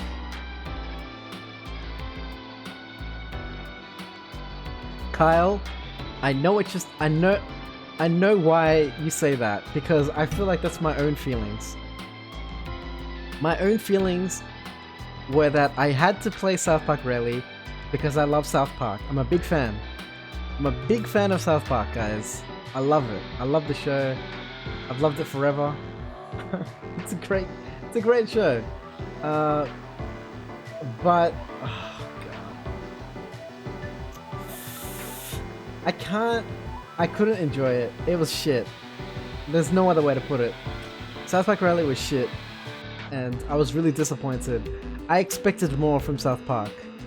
And when I played that, I was like, this is terrible. I played it as a kid, but my memories were vague. So when I played it again, I was like, oh, I played this as a kid. So like, you know, I have something of like a feeling for it. And then I played it and just, nah. Bad handling, bad mechanics, stupid items, stupid AI, stupid maps, bad maps, bad objectives, because the South Park Rally it's not all racing, it's objectives. So you have like little mini games or you have to all fight over something. And Five Nights at Freddy's, sorry. Ugh. See, that's how out of touch I am with that. But yeah, South Park Rally was shit. It was just shit, which I'm really sad to say because I love South Park. But the franchise couldn't even save it. You know, sometimes having like a franchise in front of a game is enough to like keep you playing it for nostalgia as a fan, but nah, it wasn't enough. I think I didn't even last an hour playing South Park Rally. You're not big on it yourself, but it's funny watching people have heart attacks. Oh shit. Maybe for Halloween I can give it a go, Egg. I am shocked and appalled. It's not always bad, Heal. It's not. I just snorted. What the fuck? I'm turning into a real nerd. I'm turning into a real gamer nerd with that snort. It's not. They're not always that bad. Like, I played Disney Kart Racer. That was a good game. I like that. I played. In the past, I've played Simpsons games. They were always good games. Yeah, there's some good. I know. I fucking snorted, man. I'm turning into like a true, like, PC warrior goblin. Don't fucking clip it. Don't clip that. Oh shit. You know what? To be honest, it's probably gonna be the first snort out of many. I put on a lot of weight, you guys. I recently weighed myself. So okay, look, the last time I weighed myself was probably late 2019. A month ago, I weighed myself again. After COVID lockdown and all that shit. Dude, I put on 15 kilos. So can you imagine how much thinner my face would be when I was 15 kilograms lighter at the start of 2020? So I put on a lot of weight. It's bad.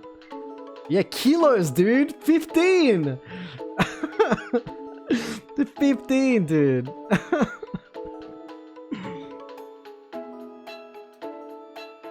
Kilos, bro, kilos. It's fucking insane, dude.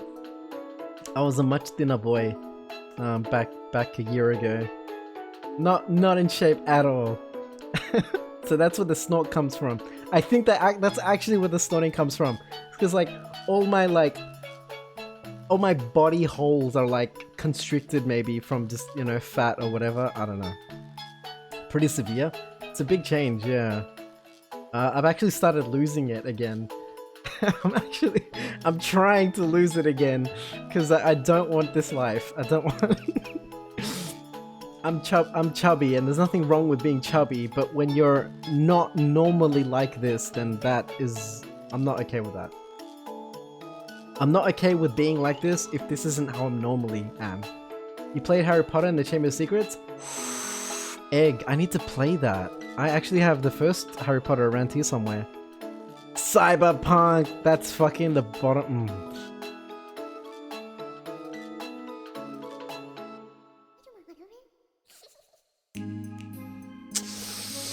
Oh boy, Cyberpunk. Oh, Cyberpunk. Oh, Cyberpunk, you were just broken promises. I wanted to love you, Cyberpunk. I wanted to love you. I tried to love you. But you just kept pushing me away, you know? This relationship didn't work out because as much as I wanted it to work, you just didn't want it to work. You worked against me. I did my best to try and make it work. Try to keep us together, but in the end, you just... I have to put it above South Park Rally though. It's definitely better than South Park Rally. But I wanted to like you, man. I wanted to like Cyberpunk. A few years ago, they started serving pizza at your office cafe. You gained so much weight in 1 month. Fuck.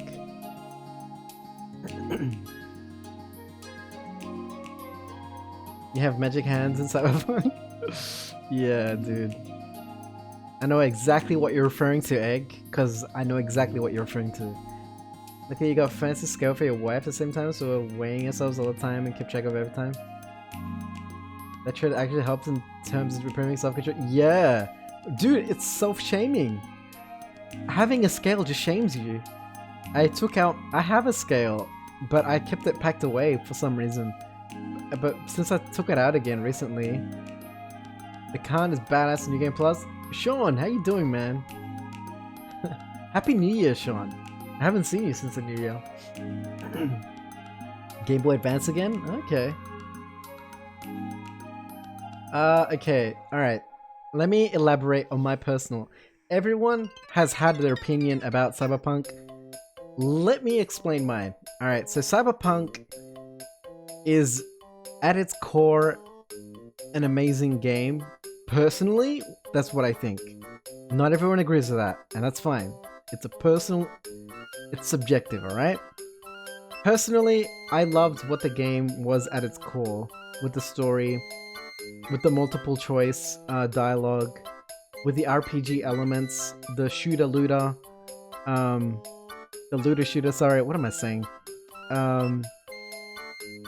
The universe, the futuristic cyberpunk universe is great. I actually like the world that they built, the aesthetics of it, the attitude of it.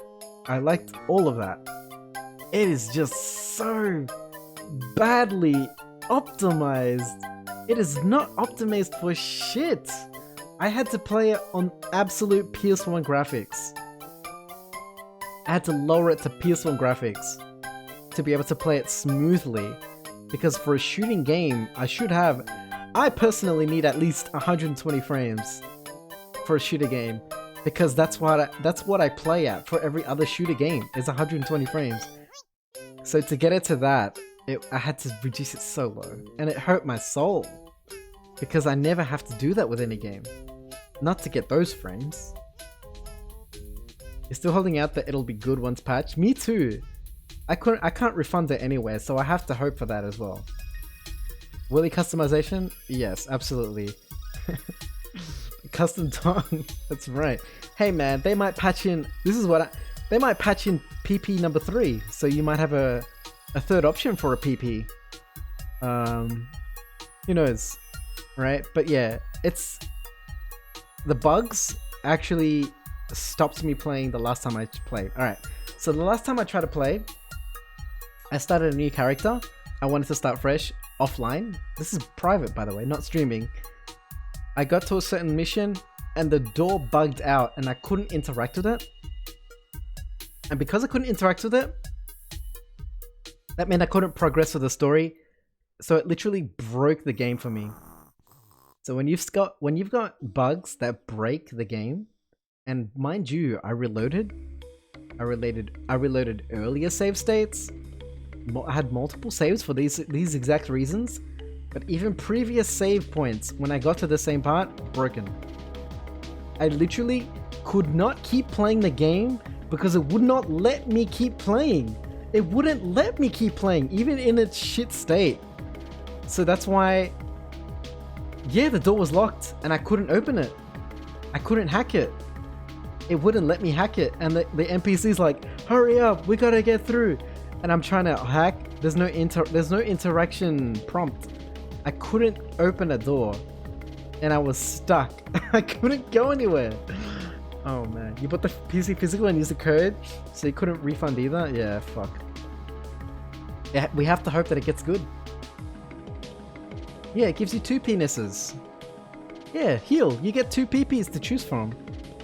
Alright, I'm gonna move on. Cyberpunk, we've all heard it before, alright? Everyone's heard it. Cyberpunk is shit in its current state. It fucked everyone over. I'll never trust again. I'll never love again, guys. I don't think I could ever... I can't hope. I can't get hurt again. I just can't get hurt again. I can't do it. Hold up. Let me... I know. You're wondering, what the fuck is he doing? This is what I'm doing. I'm trying to like... That white line is like bothering me.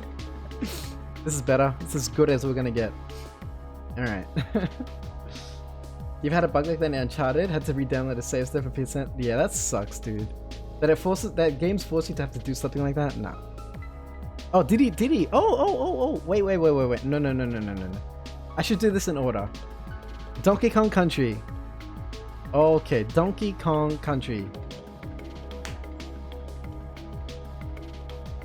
This was a revisit for me, so I played it a long time ago when I was younger. But this replay was fun. I like the game. I like Donkey Kong Country. I think it's probably a high B. Oh fuck, I feel bad putting it next to Isolation. Maybe I'll put Isolation lower. Let's put Isolation low B. I don't know, around there. Yeah, this feels more right. Let me put this around here. In between these two. Yeah, that makes more sense to me. I enjoyed it a lot. I don't think I could replay it again. Not for another like 10 years. It's a fun game. I actually think it still holds up. It looks aesthetically great. Design-wise, graphically. It looks great. It's still a great game. It had one for you to grab and keep playing. If you had to restart the game, I'd not do it, I think. Yeah. Lower than FF13. Alien Isolation? Yeah, you're right. Yeah. I had... You know what? Yeah. Yeah, lower than FF13. You know why? Because FF13 gameplay, even if the story isn't so great, the gameplay was more fun than Alien Isolation. It was. That's objectively my experience. It's more fun to play FF13 than Alien. In fact, it's probably more fun to play Battlefield 5 and Super Mario Kart. No, what? No. Actually, I might put it above Super Mario Kart. But I probably even had more fun with Battlefield 5. And Battlefield 5 is famous for not being very good, so... Lobby seems fair. Yeah. Alright. Wait, what was I... Oh yeah, Donkey Kong Country. It was a great game. I don't really know what else I can say about it, because it wasn't my first time playing it. It was just a really fun revisit. I liked it. I still like it. Donkey Kong Country is fun. Dude, it's fun. It's the fun platformer. I don't know what else to say. It's good. No, let's I'll follow it with the sequel. I might as well. Alright, Diddy's Quest. Diddy's Conquest. Now, playing this game was like playing a Dark Souls game where everyone wanted to give advice. Even though I would get through it eventually, ignoring advice. By the way, I want to make a firm declaration right now that I only used the roll jump to actually mechanically get past something once. Only once. So for all those naysayers in chat, all of you, you know who you are. All the naysayers who are telling me, you know, you need to roll jump, I only needed it once. And you know, I got through fine without it. Like, I actually enjoyed that aspect of this game. I think being able to find your own way to clear certain parts without having to, like, I guess, follow exactly like a certain mechanic, I think that's great. I enjoyed that part of it. It's a good platformer. I enjoyed it thoroughly. I might...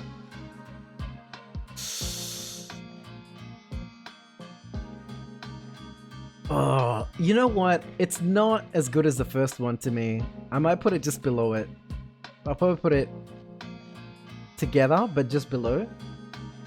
I think personally, I like the first one more because I think there's something a bit more about the atmosphere of the first one that really got to me more.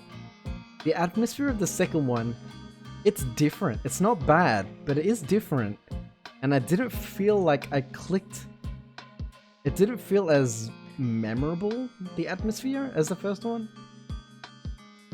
You happen to say you did manage to beat story mode in F-Zero GX before the new year. Oh, dude, nice.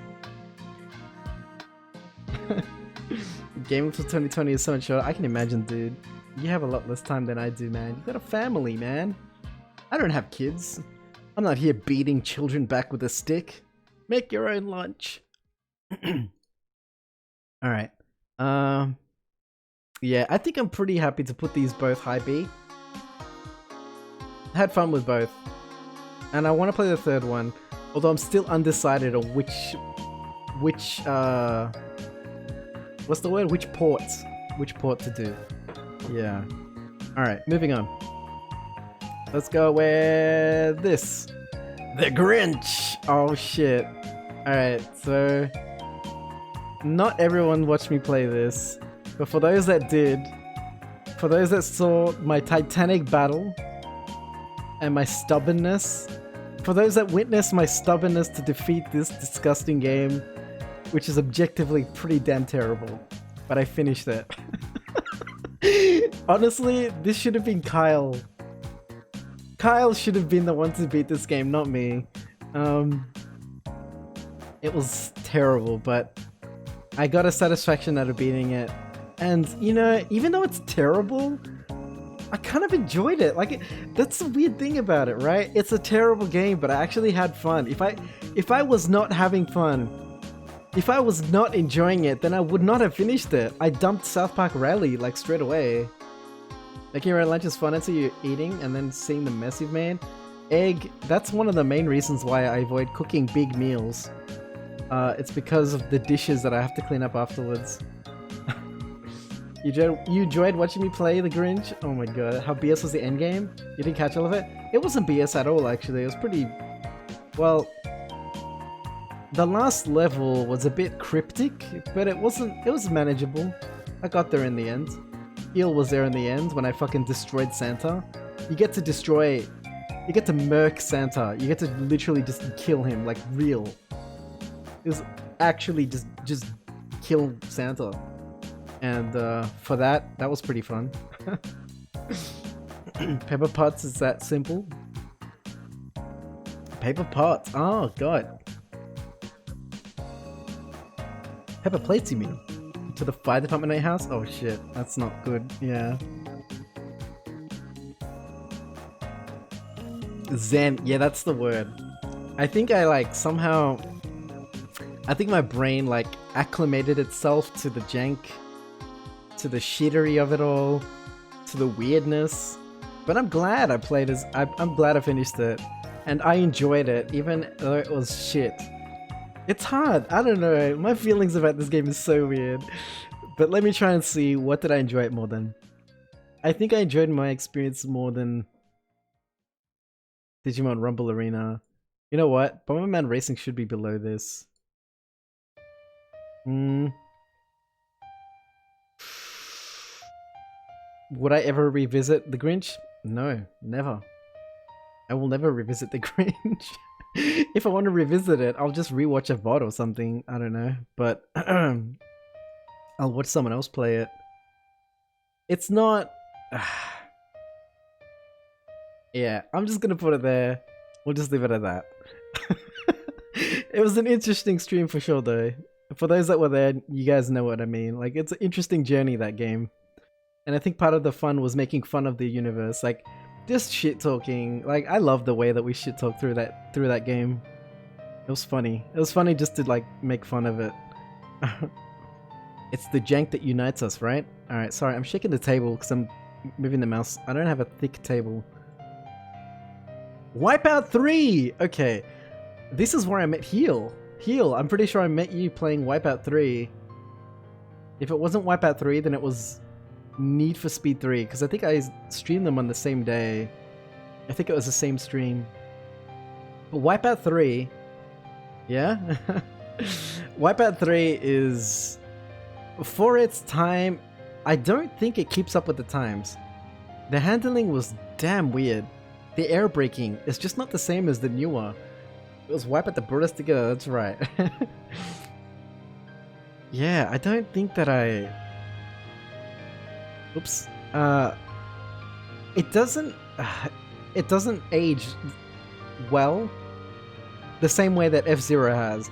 I think F-Zero has aged very well. Like, even playing one after the other, even playing F-Zero X, I would still go back to F-Zero, the first one, and still enjoy it, I think. Like, it doesn't ruin it for me. But now that I've played newer Wipeout games, I think this one doesn't really sit there anymore. It had good music, it was okay, but I honestly think it was pretty average. I think it's one of those games where you have to play in its prime, like at the time, to like truly enjoy. But since it's been improved upon so much, like it's just been so... When you play the newer Wipeout games, and I will get to them eventually, you'll know what I mean. Like, it's just lacking. It's lacking now, you know? It needs what the new games have brought to the franchise. Alright, let's go next, this one. Toy Story Racer. Good racer. I enjoyed Toy Story Racer. This was a good racer. I would put it... I actually really enjoyed the racing in this. I just don't know where I'd put it. Probably around here? Mid-B? Yeah, mid-B. It's good. I think the thing that it lacked was just a more reasonable progression. A length of progression. Because this game, Toy Story Racer, I think I took 2 hours on it and got a 1/8 into the entire progression of the main story. The main level missions, I guess. So it kind of gives you a perspective just how gigantic it expects, like the length it expects you to play, and the repetition of Sonic R and later Lego game fame. Okay. Exactly. The Omega Collection really destroys. The Omega Collection really just makes all the older Wipeout games obsolete. Really, it does. Man, I can't wait to get up to Wipeout, the new ones. Alright, next, let's go with this. Harry Potter and the Philosopher's Stone, or the Sorcerer's Stone. Okay guys, I had a blast playing this. It was one of my favorite streams because it was just a good time. Chat was, you know, we're having a great time with chat. I had a few memorable conversations in the middle of it. It was just funny to play. It was kind of fun to play the mini games, honestly. Well, have I played Lego Star Wars? I don't know, Egg. I don't know if... Is that really fun to watch? I don't know. I don't feel like Lego games are fun to watch.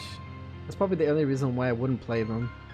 I don't mind Lego games. I don't really play them though. Like the video game equivalent of a drug trip. Oh, Muppet Race Mania. Oh. I've never played Muppet Race Mania. Gringotts coin collecting? Oh yeah, that was alright. I actually didn't have too much trouble with that. Someone in chat, I remember, told me you're gonna have fun with like the Gringotts. And in the end, it wasn't too bad. What was kind of tricky was the chess at the end of the game. But by the end of it, dude, there's so many memorable parts in that. You know what? I need to clip more parts. I need to clip more. Because there are so many moments. I'm so glad that I saved these VODs and that I now have them on YouTube. Because I feel like there's so many moments that I really do want to save.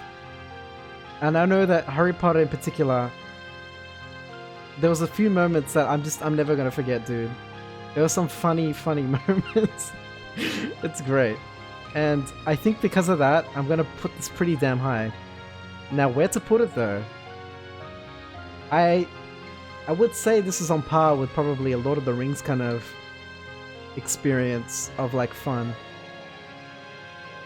Gringo TTS. Gringo. Nice heal. Cheers, dude.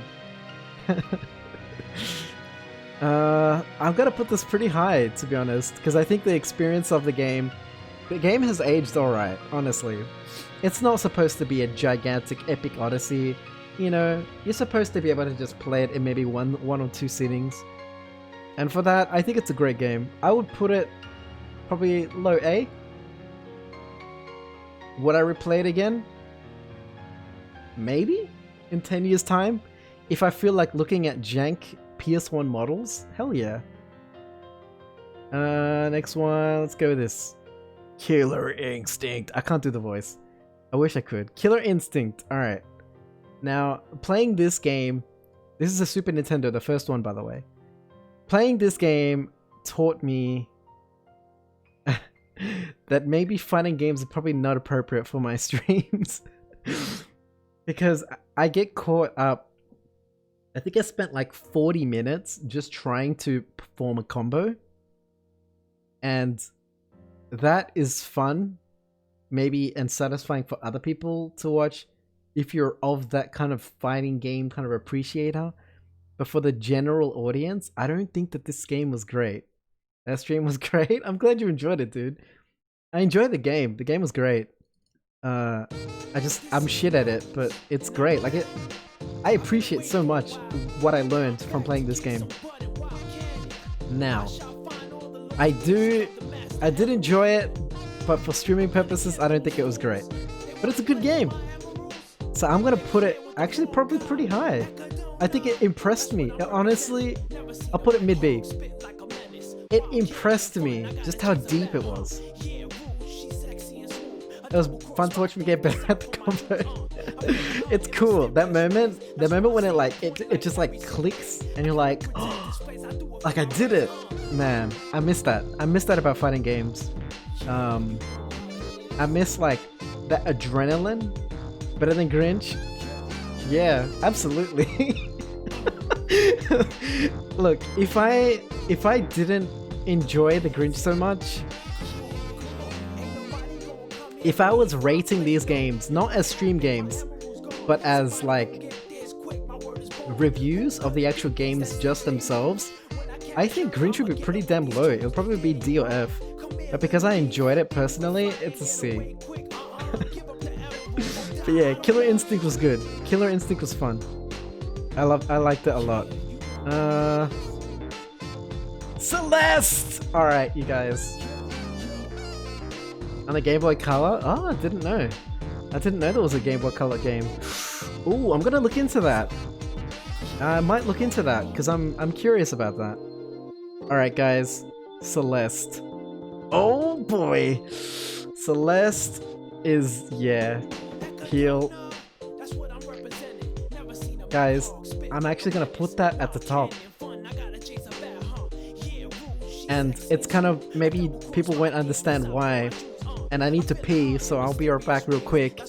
But I'll let people just sit and contemplate me putting Celeste at S at the top.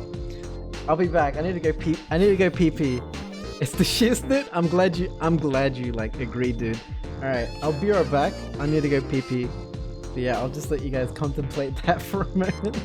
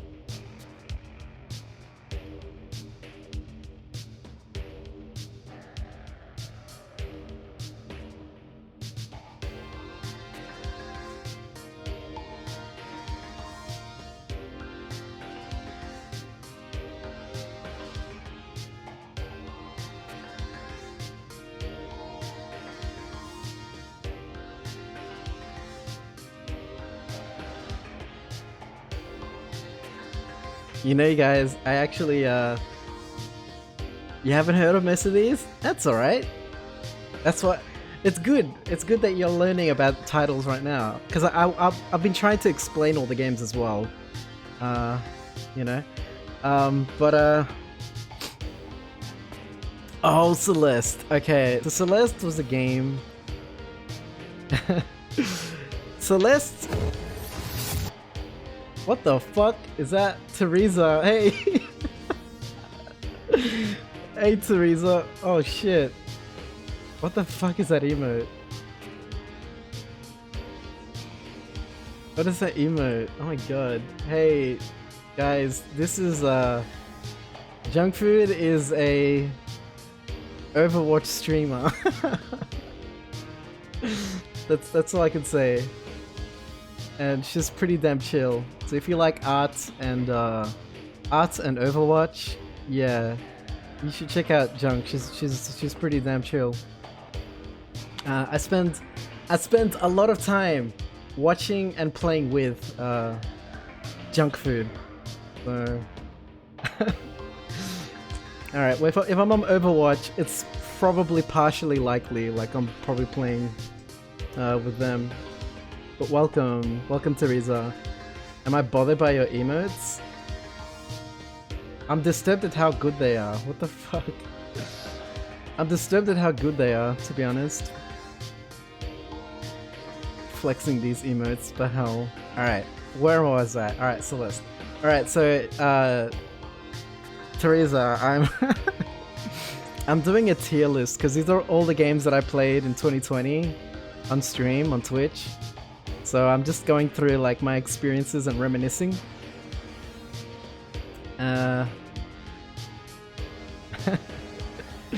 Alright, Celeste. Let me get to Celeste, you guys. Alright, so Celeste is probably...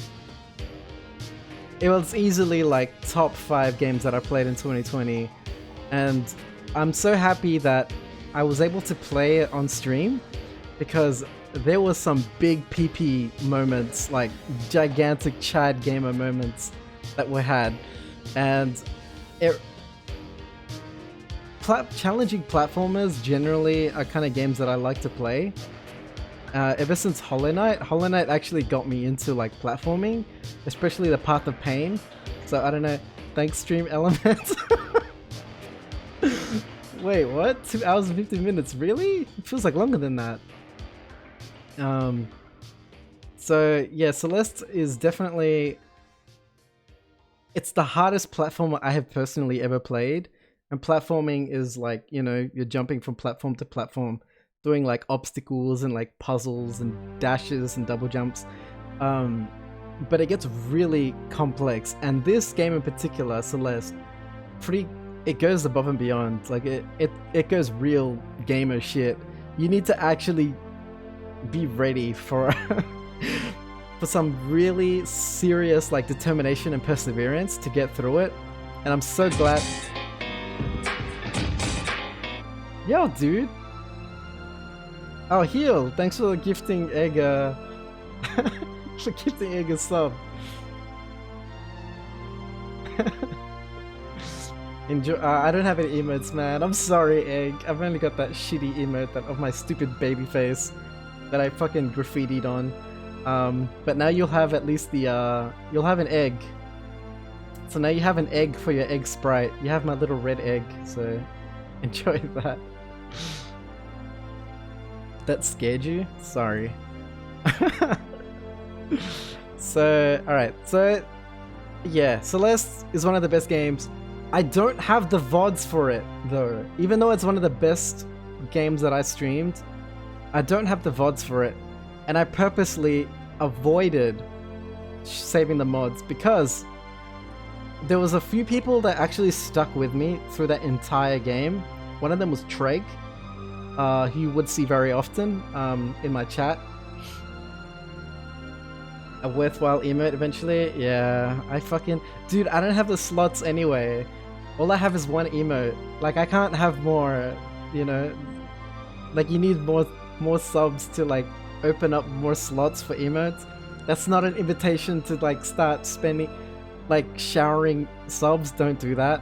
I don't have emotes to even fill those slots, so... In a cold sweat with a great idea, I will, dude. I'm gonna wake up shaking with my eyes rolled back like white, and I'm gonna be sweating. It's gonna be a Matrix moment. Alright.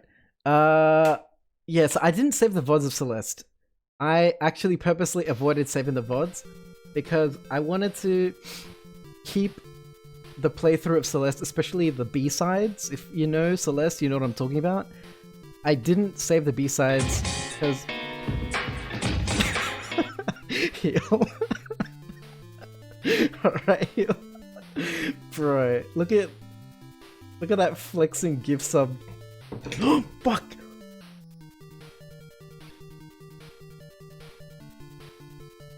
Oh my god, I almost fucking spilled something onto my keyboard. Holy shit, I caught that.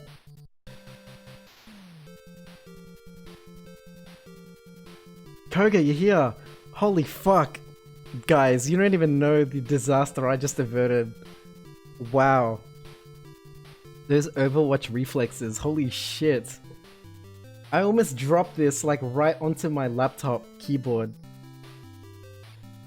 Oh my god, sorry. That gave me a bit of a heart attack, sorry. That completely interrupted my thought. Welcome Koga, and thanks Heal man. Thanks for the support. You're crazy. You're crazy, dude. That's all I can say. You're crazy. Cody could lurk quietly. Exposed. Yeah. But yeah, look, for those few people who stuck through all the way through Celeste, thank you. I appreciate greatly those few people. You're gonna close your eyes because you have a really bad headache? We'll come and hang out another time? No worries, Teresa. You're welcome here, obviously. I hope you feel better. You go get XQC comfy.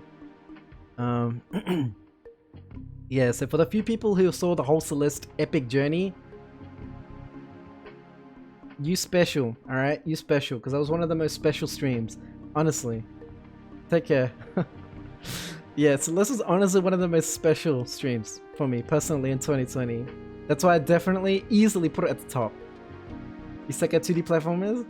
Heard it's phenomenal with it? Dude, it's one of those games where the further you go in, the more determined you are, the more like adrenaline and like high that you'll receive from the victories and like, you know, getting through it. Yeah. A subreddit for Almi? Oh no, dude. No man, it's gonna be, no one's gonna use it. I don't have enough people active in my community for a subreddit, man, no way. Not even close. But yeah, guys, look, if you want to play a platformer, I would put Celeste above, like Celeste needs to be like on top, like the biggest recommendation for a platformer is Celeste for me personally. So if you guys want a platformer, please play Celeste. It is a great game with a great story, by the way. It has a really nice story. Really cute. It has really cute animations. It's really adorable just to like watch. The interactions with the main characters, their little voices, their little like pixel voices. It's like Animal Crossing voices. It's great. It's just a great game. I had nothing bad to say about it, honestly. You could share clips of him snorting. Fuck! Don't do that. To discuss all things Almi related.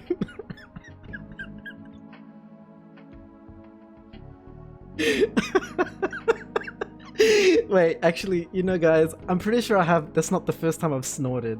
So if you guys really want to do that, you know what, here, you know what, okay.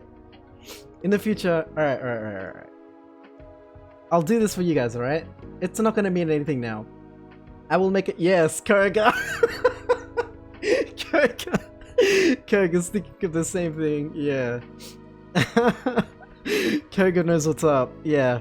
I'll make a snort command for you guys so you can count every time I snort, alright? Dude, these unironic snorts, I'm fucking embarrassed, but you know what? You gotta laugh. You gotta laugh about it. I'm embarrassed, but you gotta laugh about it, honestly. That's my approach to life, you know? You just gotta laugh. Okay, next one. I've been talking about Celeste for too long, but you know what? Honestly, it deserves it. Celeste honestly deserves it. Alright, let's go this one. Oh, Kuon. Shit. All right. Your daughter snores when she laughs. That's cute. It's cute when it's a kid. It's not. I don't know. I mean, I don't think it's cute when I'm a grown man. But anyway, this isn't about me. Okay. Okay. Kuon. Guys, you can't see very well, but this is pronounced like this. I'll put it in chat just so you can see. Kuon. It is a PS2, very obscure. You gotta go pick up the girls? No worries, dude. Take care, man. Drive safe. Drive safe, man.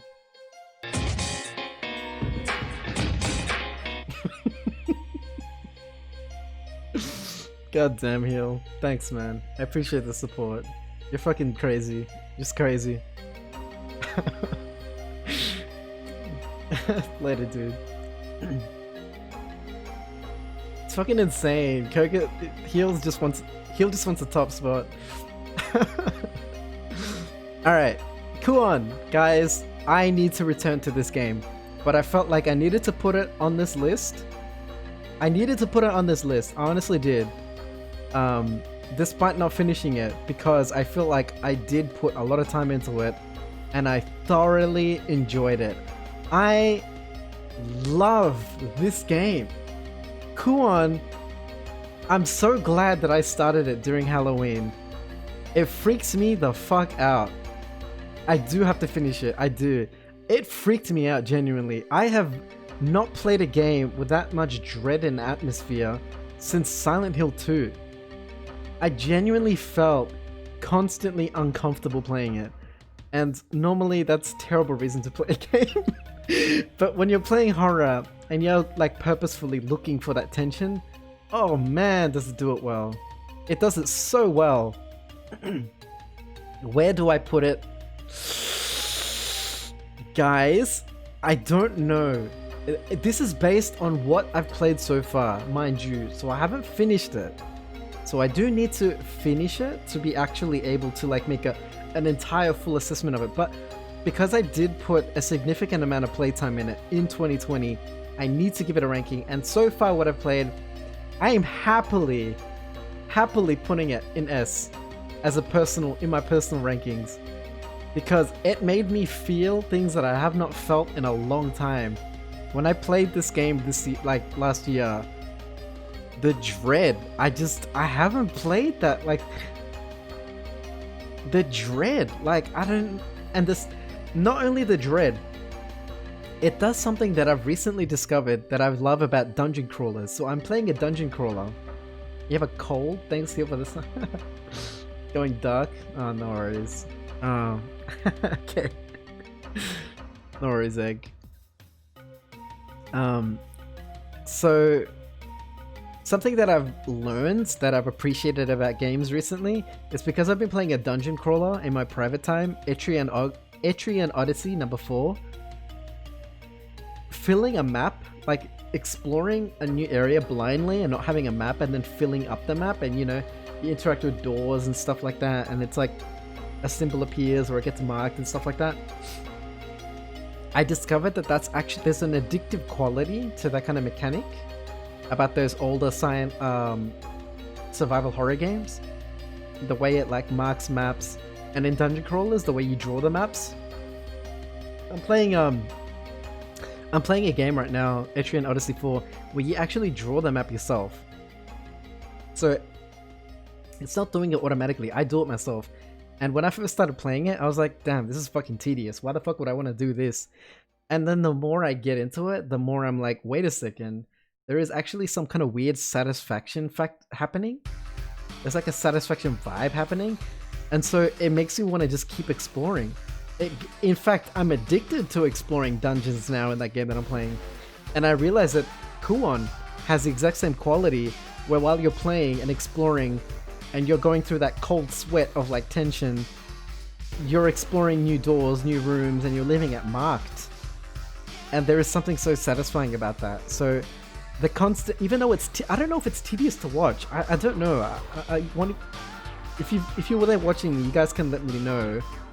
I don't know if it's tedious while I'm walking around exploring, but it's not tedious at all for me. Like as the person playing, the momentum of like the exploration and events, you know, because you walk through a room and you see something new or a cutscene happens. Like, there's constantly stuff happening, and I think that, like, the game does it so well.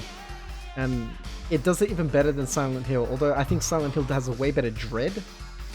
But yeah, I enjoyed it so much. I need to go back to it for sure. Honestly, guys, honestly, can I be honest? The reason why I haven't gone back is because I'm intimidated. It's so oppressive to play that I'm intimidated. That's how bad it got to me. It got to me so bad that, like, I've been procrastinating.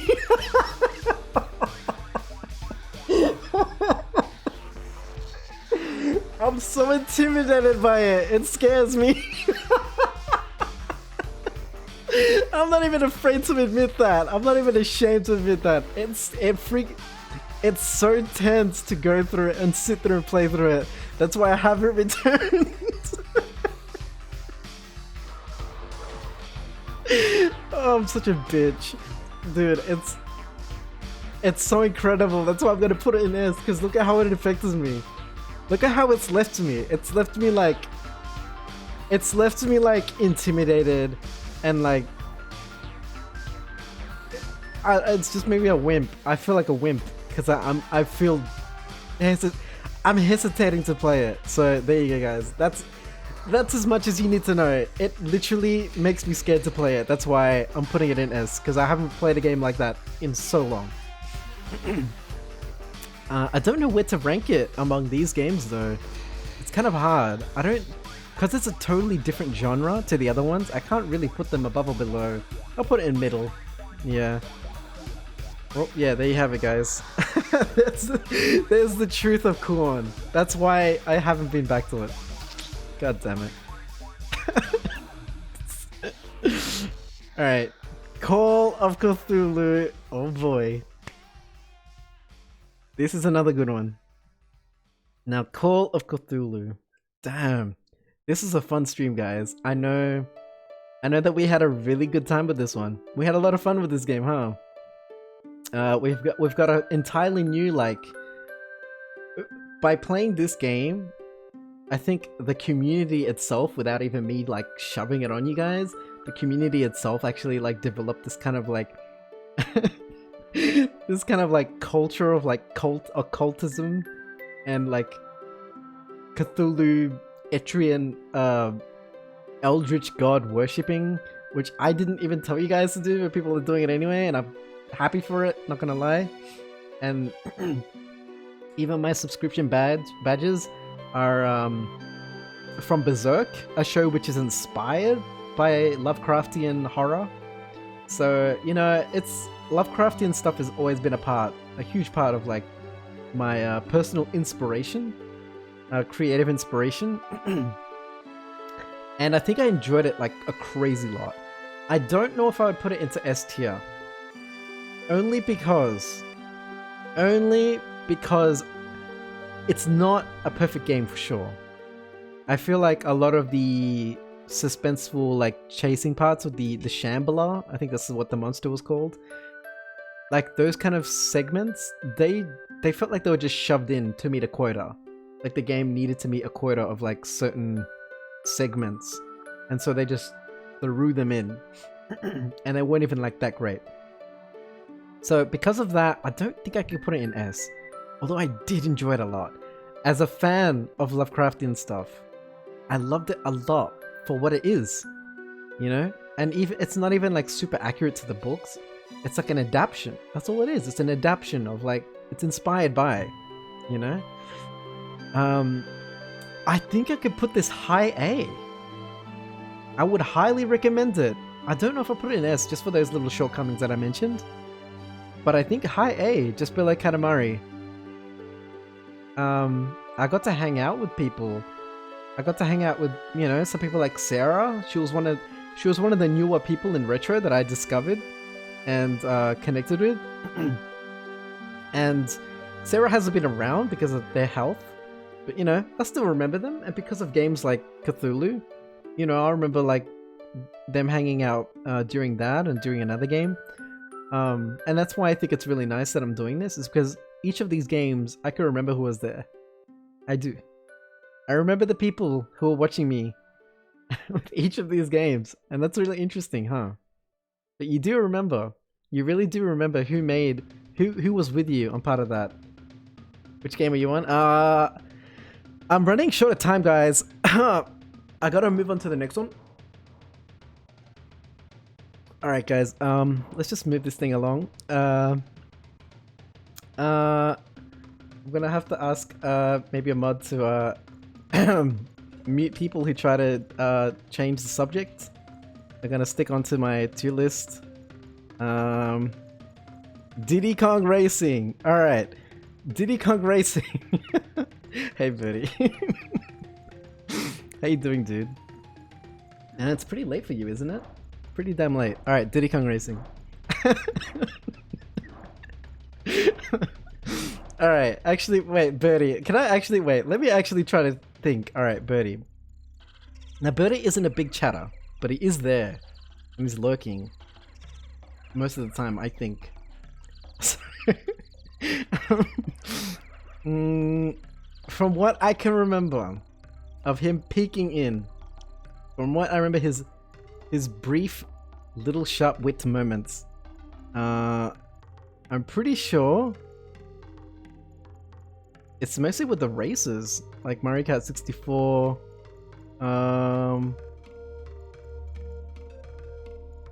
I think F-Zero X? Dude, actually, you know what? I actually don't know. What the fuck? I don't know, actually, for Betty. That's actually true. I don't actually know. Please remove it.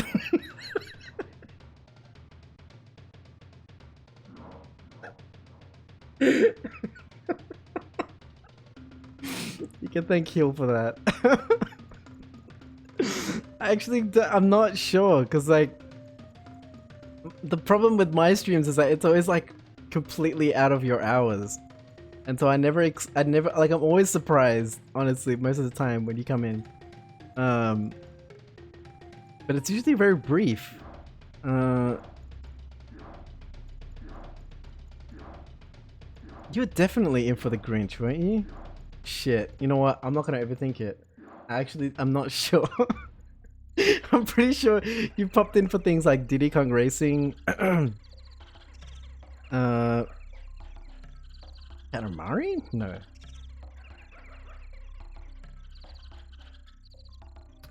Damn, now that you put me on the spot, holy shit, I shouldn't have said anything at all. Diddy Kong Racing, sorry, Diddy Kong Racing, alright. Okay, I know that people have a very emotional attachment to this Diddy Kong Racing. Best friends. Yeah, we've been Twitch friends since 2001. It's true. Twitch friends since 2001. So Diddy Kong Racing, I know people have an emotional attachment to it. I don't. So I got to play it completely unhindered by nostalgic lens. And I think it is a good game. It's definitely not my favorite kart racer. I think it's pretty good, but by the end of it, I was kind of like, this is kind of tedious. Like, it's kind of work to get through. It feels like work to get through.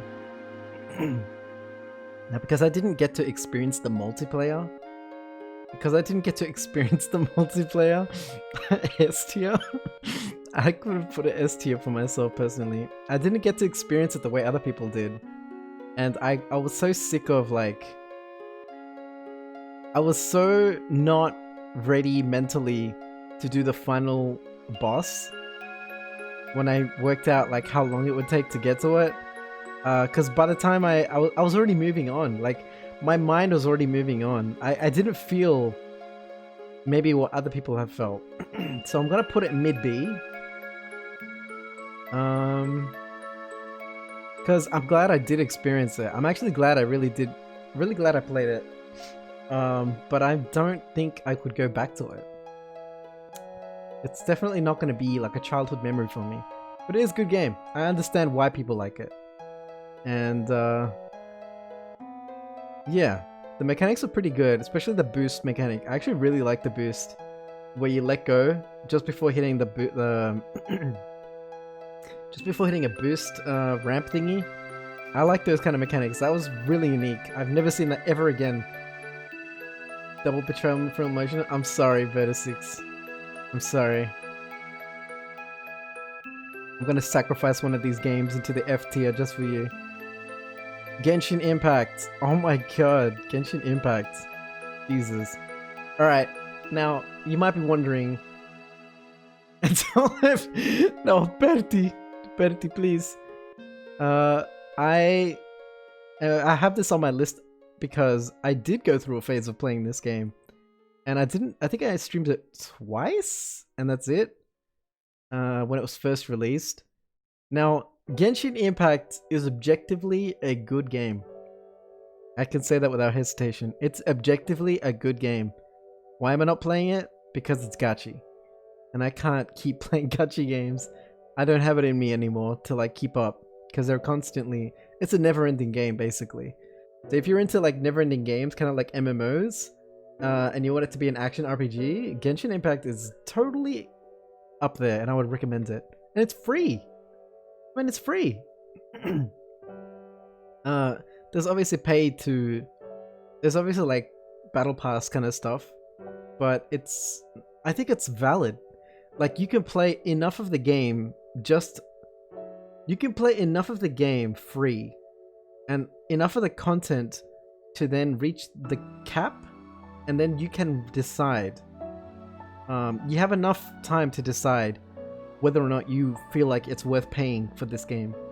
And I think most of the time, if you really like it, it's absolutely worth paying. I paid for it a few, I think a couple of months I was paying for some of the benefits.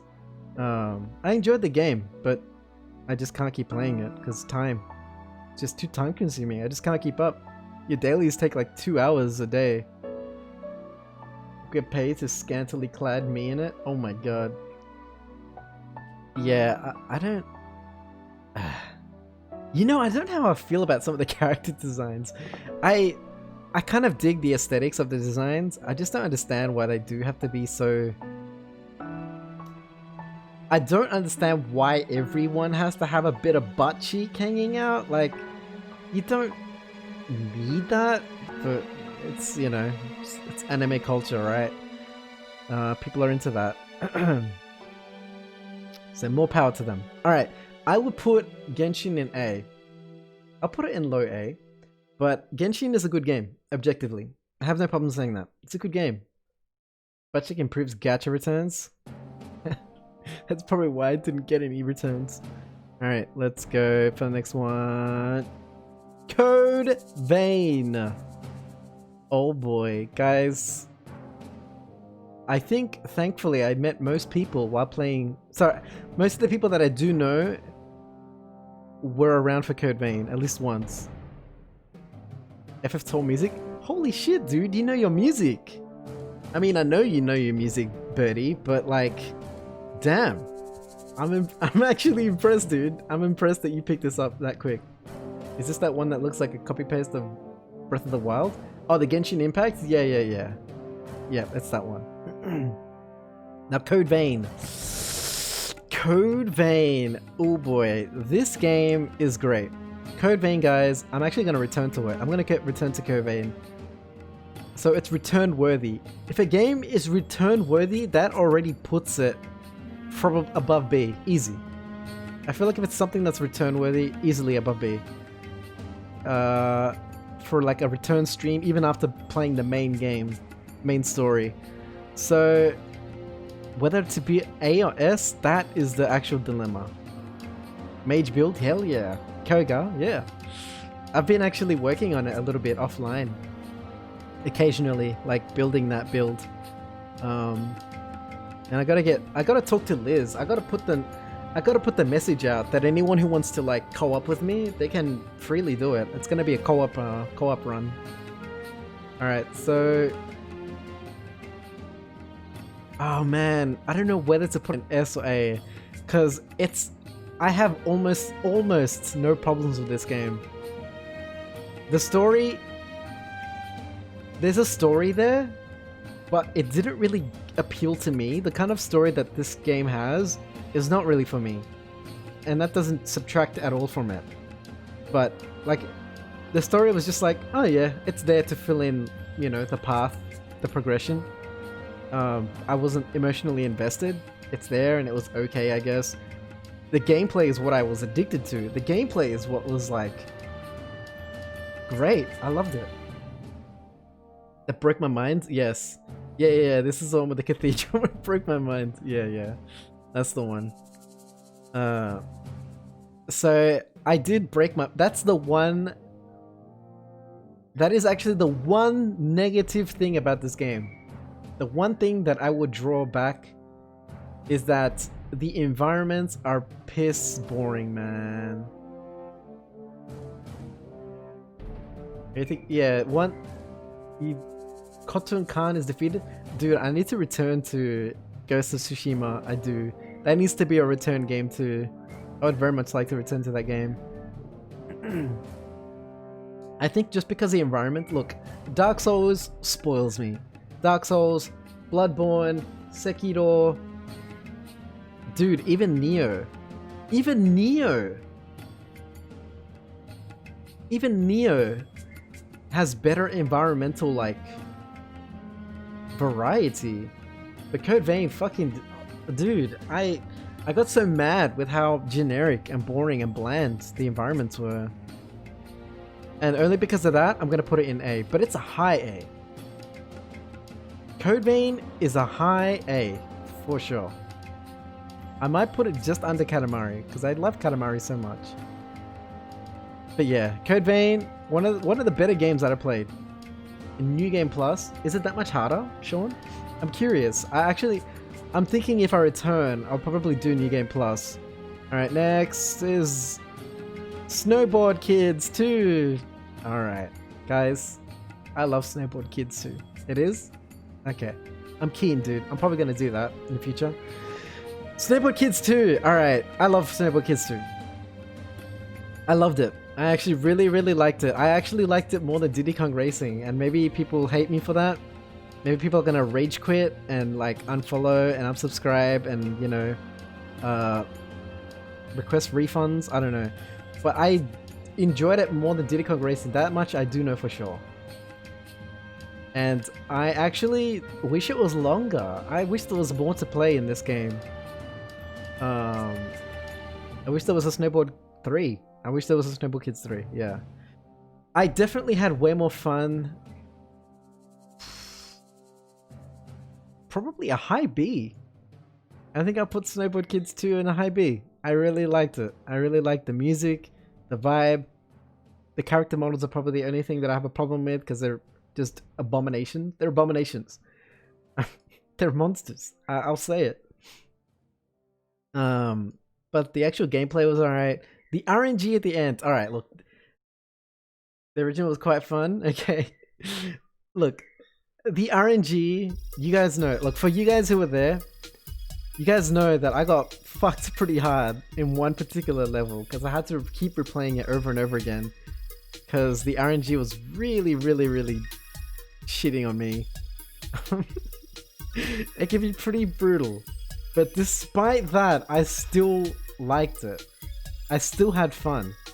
Even while I was losing, even though I had 3 CC events happening to me, like CC attacks one after the other, like literally stopping me from moving for like 12 seconds, like solid or something like that. It was pretty damn long in one moment.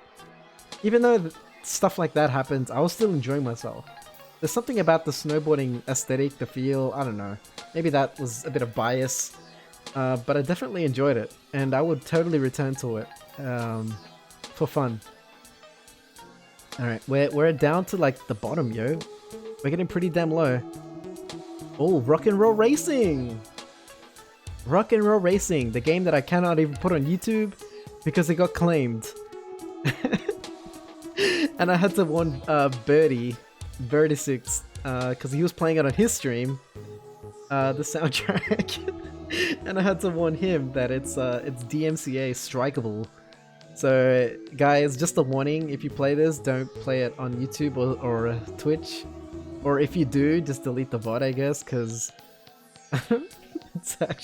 it's so stupid, man. It's just the MIDI version. It's a MIDI version of popular rock songs, right? And for some stupid reason, it still gets claimed. I don't know.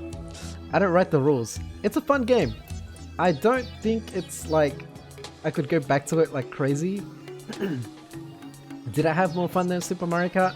Probably not. I put it at low B. It was a decent experience. I thought it was a pretty good game for what it is. It's an isometric racer, by the way. So isometric racer is kind of like Micro Machines, where you're like top down, and you have to control it weird directionally. I don't know how to describe it, but it's good for what it is, and it's got a very long game. Like, it's got a long gameplay. It's kind of like F-Zero in that you have a lot of tiers that you can get through, and they get ridiculously hard, and they did. I didn't even bother. I didn't even attempt to go too deep into this game, because just in the brief difficulty spikes, I was already like, okay, that's it. I don't think I'm willing to spend 6 hours, you know, for the rest of the game trying to beat it. Alright, Speed Punks! Oh my god. Kyle played this recently, so he knows, he has a fresh mind for this. Speed Punks is an A tier game for me. Easy. I would put it above Mario Kart? Maybe? I think I probably would put it above Mario Kart. That's probably very controversial, but it's the truth. It's a low A. Yeah. I'm glad you enjoyed it, man. I'm so glad. I'm so glad you beat Beamer as well, dude. When I was watching the VOD, I went to chat to be like, that's right, Jamiroquai, yeah. When I was watching your VOD, when you beat it, because I had to go out, when I watched the VOD later on, like at night, when you beat it, I was like trying to type in GG, and I was like, oh shit, it's a VOD. Like, I completely... My brain is... I tricked my own brain into thinking you were live. I don't know what was going on with me. So confusing. Anyway, yeah, so Speed Punks, definitely low A tier. That Jamiroquai game, awesome music. One of the best... Oof. One of the best racing soundtracks. Personally, I think it's one of the better ones. The boss theme in particular is god tier. The boss theme in that game is something unreal. I don't think I've ever played a racer that had a boss theme that good. It's crazy. Nuts game. Fun. Highly recommend for people who like kart races. Division 2. Alright, so this is another... Division 2 is kind of like Battlefield 5. This is an era of my streaming life that many of you guys probably didn't see, but there was a phase when I was playing Division 2 on stream. This was very early, 2020. And honestly, I love this game. Division 2 is a very good shooting, multiplayer, RPG kind of game. Absolutely. I thoroughly enjoy it. I would have no hesitation to go back to the gameplay of it, because I do and still think it's a great game. The only reason why I don't is because of time. I just don't have the time. That's pretty much it. That's the only reason why. But it's a great game. It really is. I would highly recommend if you're into shooters. If you're into like Destiny, you know, Destiny 2, that kind of, you know, looter shooters, Borderlands. It's more like Borderlands actually. Just in a more realism aesthetic. It's a great game. I would highly recommend if you're into that. I would put it probably...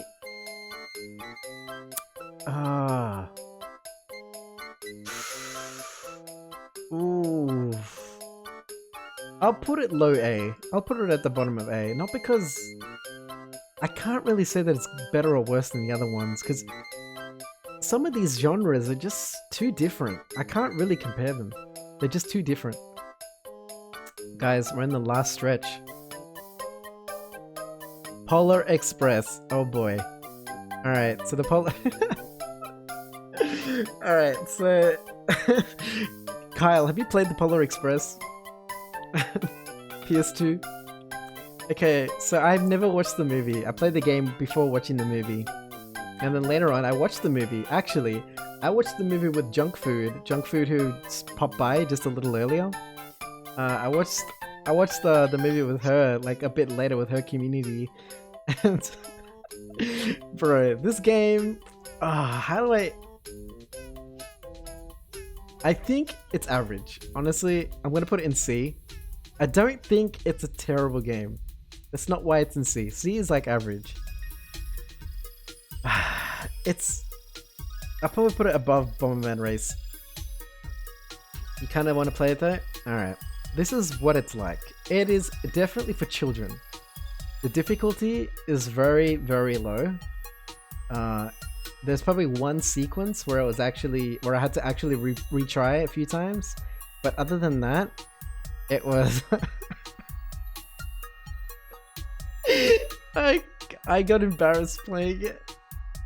I actually had one moment where I was cringing and I was blushing hard and feeling super embarrassed playing it. And I didn't have any problem admitting that during stream that I was feeling at that very moment embarrassed and cringing.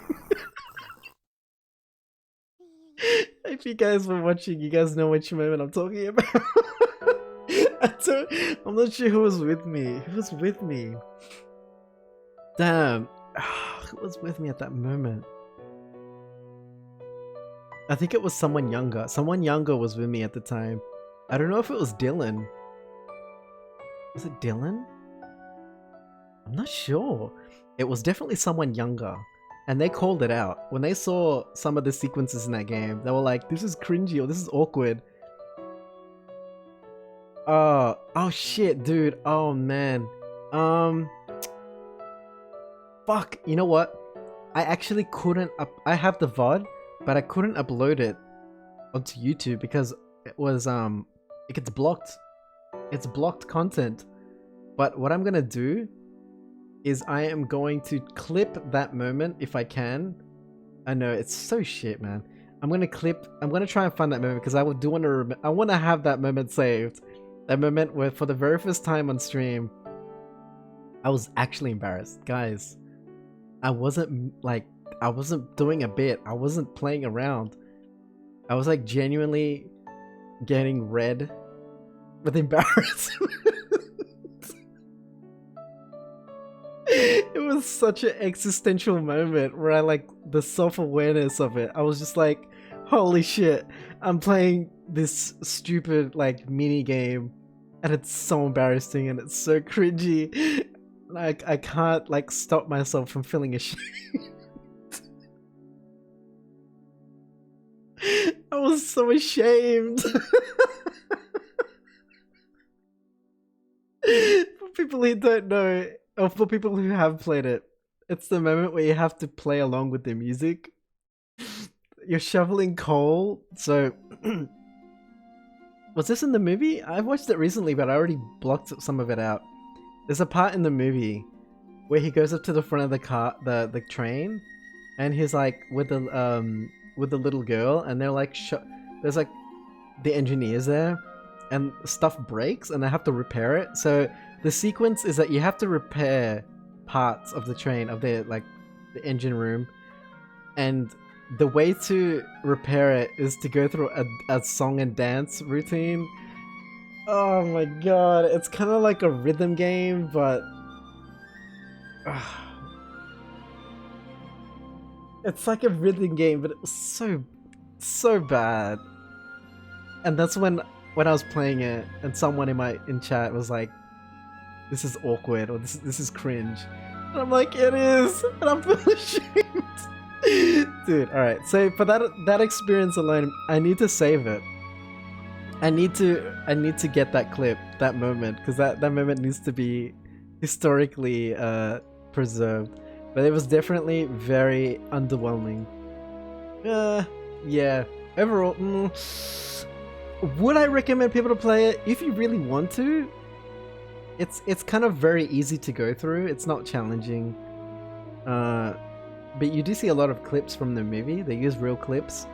And it's a bit silly. It's just a silly game. It's like a Harry Potter game if Harry Potter was made even easier and dumber, dumbed down for kids. But yeah, I'm glad I played it all the same. if for nothing else, but for that moment, that moment was. Rugrats. All right, Rugrats PS1. Okay, Rugrats PS1. Holy shit. Oh boy. Now this game is very average. I'll probably put it high average. But I think part of what made this particular stream fun was chat. Similar to my experience with Harry Potter. It's like a 1 hour game, by the way. I'm not even exaggerating. It was literally like an hour, and that's it. That's the whole game. I think chat was what made this a great time. I remember I got a raid, and I think I might have met a new person through this game. I think Kyle raided. Wait, was it Kyle? I don't remember who raided. But I'm pretty sure I met a new person through it. And it's jank, it's old, it's really abomination. The character models are great. Just similar to like Harry Potter PS1 abominations.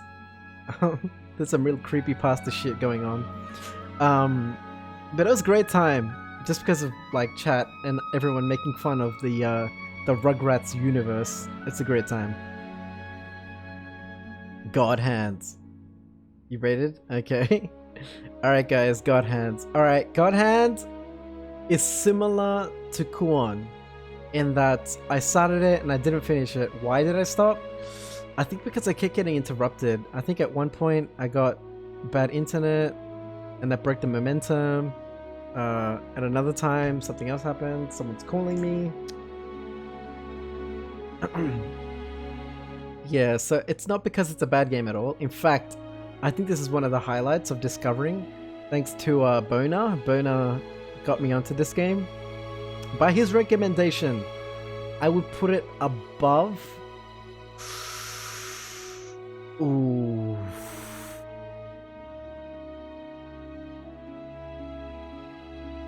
Ooh. It's definitely high A, guys. God Hand is definitely high A tier. It is a fighter slash RPG slash action game that I have never played before because there is nothing else like it. I have nothing else to compare it to. You just need to see it to understand what it's like. But it is absolutely one of the most underappreciated games, I think, because before it, I had never heard of it. And when I played it, I'm like, holy fuck, why is this not big?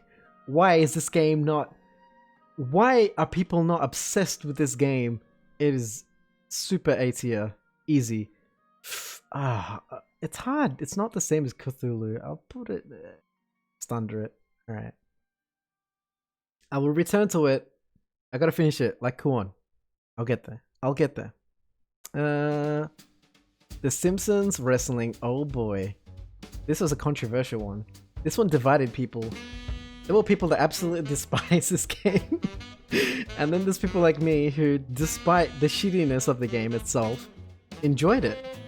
I enjoyed it. I enjoyed my time with it. It was fun, despite being just an absolute shit show. It's a shit show. Target, yeah. I liked it.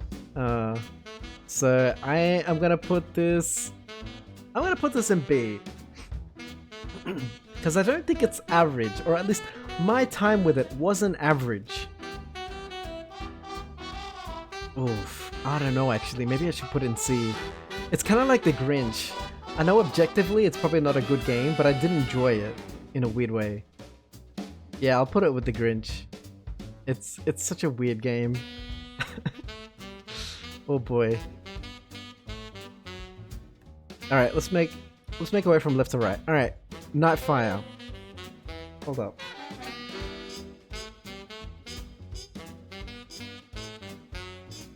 Guys, I just need to quickly make a call because someone has called me 3 times within a half hour. And that normally means something probably bad. So I will be back. Oops, I'll be back as soon as possible. I'll leave you to this charming music.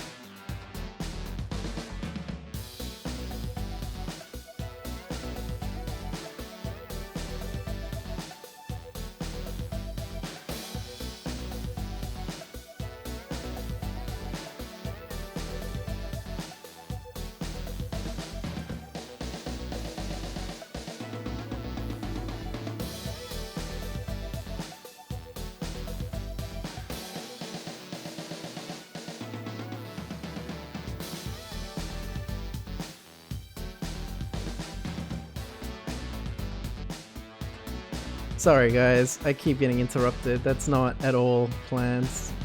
There was someone who urgently needed me. It's objectively a D or F, but A or S for entertainment value, yeah. Cyberpunk is lower than the Polar Express game that almost killed Almi. Bro, you know, when you put it like that, I did put Polar Express above Cyberpunk. That's... I guess because Polar Express works, man. You come back to a rare chair stream. Hey, Bun. You think you did it? You killed him? Wait, no, you think you did kill me? Oh. Sorry. Polar Express's best game. It's definitely something. That's all I'll say. What was I up to? I was up to a new game. What was it? Nightfire, that's it. Alright. So I played this. This is the PS2 port, by the way. So I played the PS2 port on Nightfire, and well, look guys, I as a kid played this game to death. When I replayed it, I discovered something horrifying. And for all you FPS people out there who like to shooter games, I discovered that this game has terrible controls. It did not have ideal FPS controls. It has not aged well at all in that regard. Like, the setup of the analogs is so bad. Let me try and explain what it's like. Alright, normally in a game, alright, let's say this is a controller, right? You're holding it in your hand. Normally in a game, you're gonna use this one. So if you're holding it from your perspective that you see right now, if I'm moving this one, then that means that it's for movement? Wait, yeah. Wait.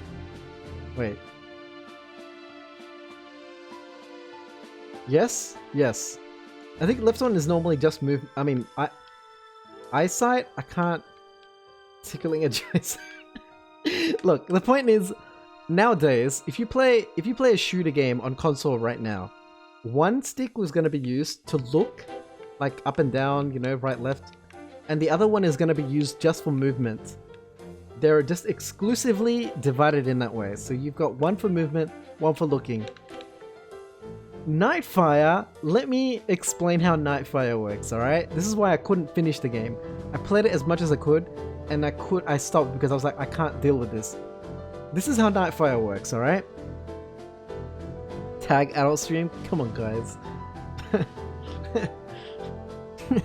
Kids gotta learn sometime. Alright, so this is how Nightfire works. One stick was up and down, movement up and down. So movement up and down, but not side to side. If you go side to side, you're looking side to side. So it's half looking, half moving. The other side is the other strafe moving and looking up and down. So when you're trying to play this, there is no logical... Like, my brain could not mentally, like, adjust to the way that the settings were from that game. And so as a result, new age controls. Yeah, I'm just Neanderthal. I just don't get it, man. I couldn't keep playing it because it was messing with my brain. And in the end, I had to stop. I felt like it was affecting me. I was like, it's gonna ruin my Overwatch aim trying to like watch the movement of this game.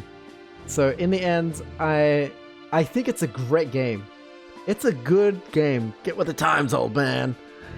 It's a good game, honestly. Objectively, despite the controls, but because of the controls. Because of the controls, I'll put it in low B. If not for that, I would probably put this high. But because of the controls, they have not aged well. Monster Hunter World. Iceborne. Now, maybe I didn't stream this so much. I did stream it occasionally, but when I did the main story, I did the main story at the very start of the year. Because I had people like Bun here and Ran, and other people who I knew prior to Twitch. They were the ones that got me into it, inspired me to get it and play it. And most of the main stories I did offline, in privacy, during a time when my internet was really shitty at the start of the year of 2020, and I couldn't play online games. Carrying, yeah. I did it all solo, I remember. And it's a great game. And then after that, throughout 2020, every now and then, just as a kind of like a filler stream, like just for chilling out, I would play it. And it's always a good time. I like this game a lot. It's definitely A tier. Monster Hunter is absolutely A tier. It's a very high A tier. Replayability and I don't grind to endgame too much because it's a bit too grindy for me. But most of the main story alone, just the main story progression alone, that alone is worth the price. And then you get all of the extra content and like endgame grinds, which I didn't get too much into. So for that reason, I'd definitely put Monster Hunter in high A. Not S because I don't play it obsessively, but it's absolutely a top tier game. And I would put it, yeah, among Code Vein in kind of like entertainment value, visuals and all that. It's, yeah, good game. What is this? Oh, that's another Fireman one. What the fuck? What do I have to? Let's do this. Soul Reaver. There was some big Capcom leak, and apparently Rise is going to be on PC like 8 months after release. Really? Now that piques my interest. Oh boy. Oh my god, I hope it is. I hope that's real. Oh god, I hope that's real. Oh my god, I would love to play Monster Hunter on stream. Like the main stories. I posted earlier. Oh my god, I haven't been keeping up with Discord.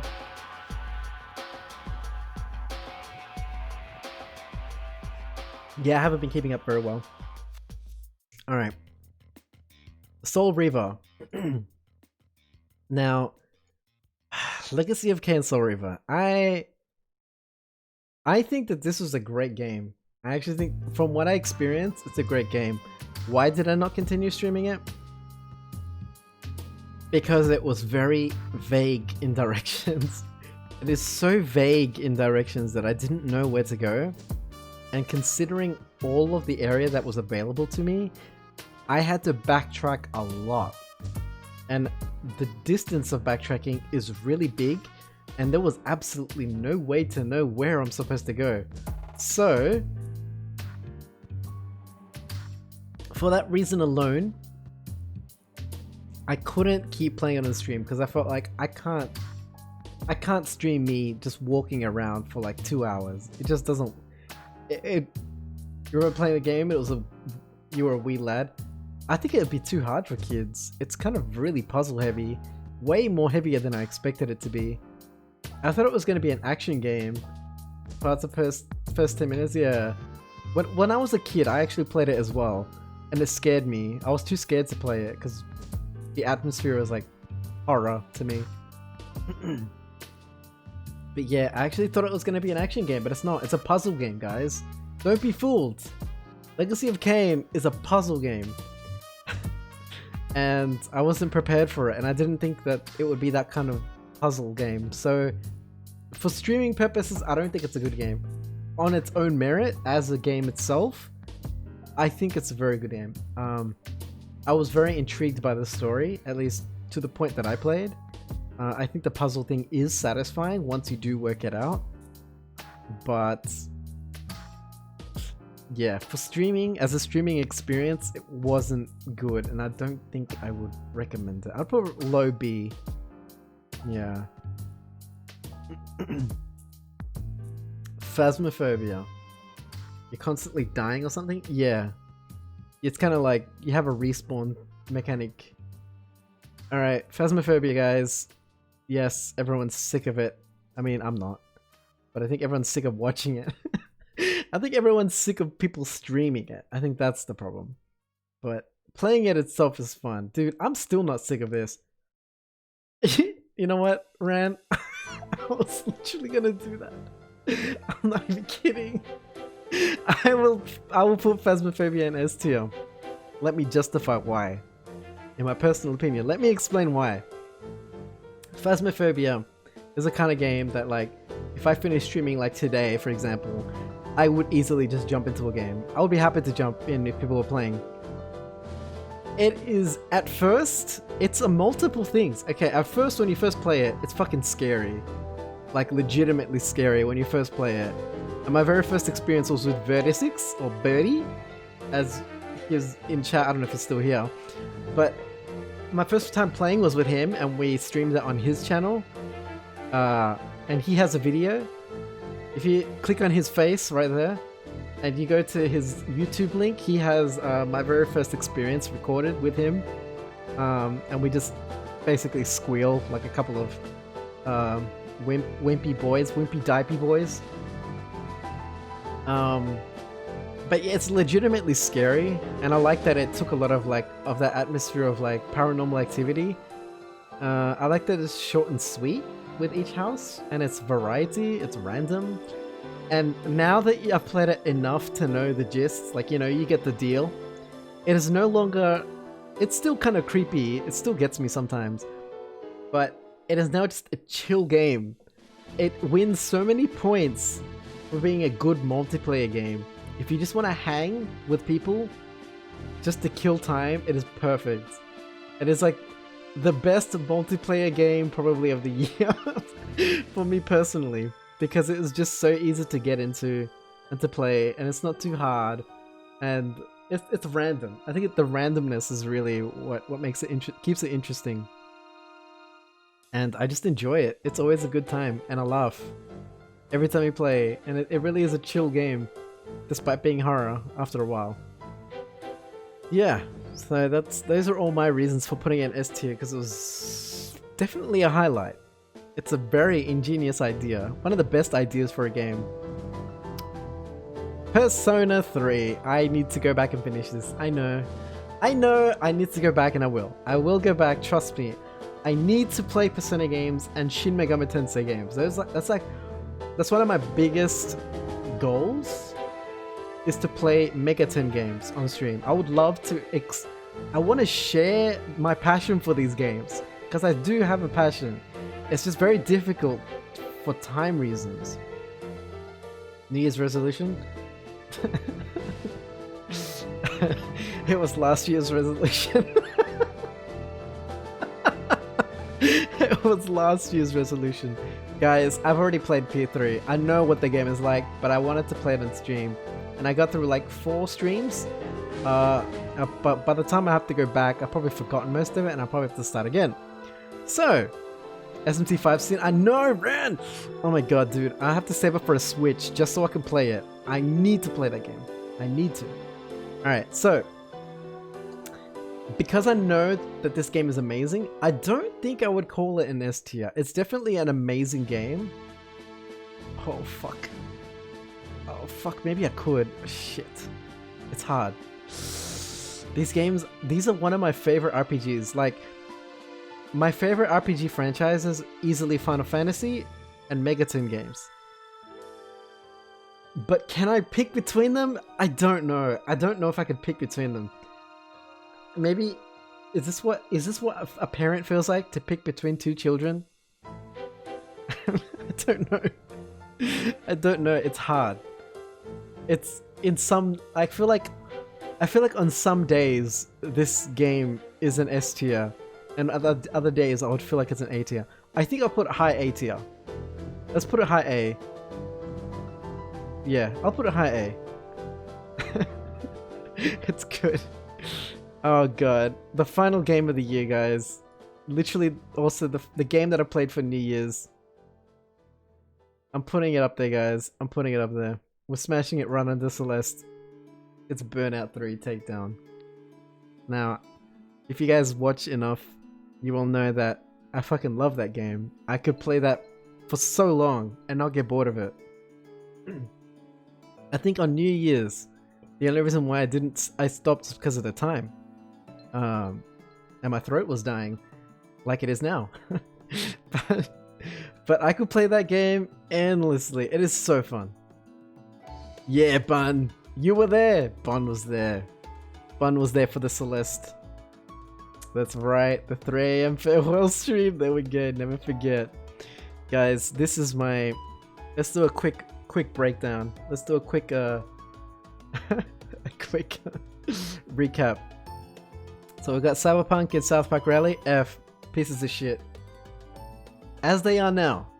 At least in Cyberpunk's case. As it is now, it is really shitty to try and play. Because I want to like it. I want to play it. It's not letting me. It is physically not letting me. It is not letting me play it. I want to play it. It's not letting me. It's like... I've never been in a situation where a game wouldn't let me play it even when I'm enjoying it. But it won't let me. So until it does let me, it's in F. D. D is underwhelming. Forgettable. Not really what I thought it would be. Micro Machines. Childhood broken. All those memories destroyed. Polar Express, as I explained. Childish. Very basic game. Humiliating. I felt humiliated playing it. That's the word. I felt humiliated playing that game because of how embarrassing it was to play some of the mini games. Crash Bash, shitty, but it was a good stream. Crash Bash was shitty, but it was a good stream. It was a good stream. Lots of fun. We had a lot of 90s talks, like a lot of 90s reminiscing It was very boomer talk, and it was great. I loved it. Okay, C tier average games. Average, Rugrats, a lot of fun to fuck with and just make fun of. Mega Man X, good platformer, action platformer. Kind of too hard at the end. I can't do it legitimately because the difficulty spike is so stupid. It's insane. Wipeout hasn't aged well. No point in playing it. It's obsolete now that Omega, the Wipeout, now that Wipeout Omega collection exists. The old Wipeout games obsolete, and one day I'm gonna get to the modern ones because they're fucking good, guys. I'm not kidding. For you racer appreciators out there, easily like F-Zero X, it's like that. Wipeout is like a game that I've always loved because the racing is just so fun. It's just about fucking Rugrats. We just shit on the franchise. That was basically that stream. That stream was just shitting on the franchise. Shitting on the characters. Psycho analyzing Tommy and his literally like murderous personality. He's a serial killer. You play that game, he's a serial killer. Psychoanalyze Tommy throughout that game. He's psycho. Escape didn't age super well. Controls are shit. But at its core, I can see that there was a lot of heart and quality in the game. There's a lot of charm in it. It's a very charming game. The monkeys make it a lot of fun. And the environments are really good too, but Simpsons Wrestling, terrible objectively, just like the Grinch. Terrible objectively. But despite being terrible, I enjoyed them. The Grinch, so glad that I got to finish off a childhood incomplete game, and so glad I like endured it, because despite the like, if you look at any reviews of this game, they're all bad. But I enjoyed it, and part of it was because we made fun of the Grinch. You know, we had a lot of fun just making fun of the Grinch whole mythos, and chat was just great. Chat was great company during that game. Bomberman Fantasy Race,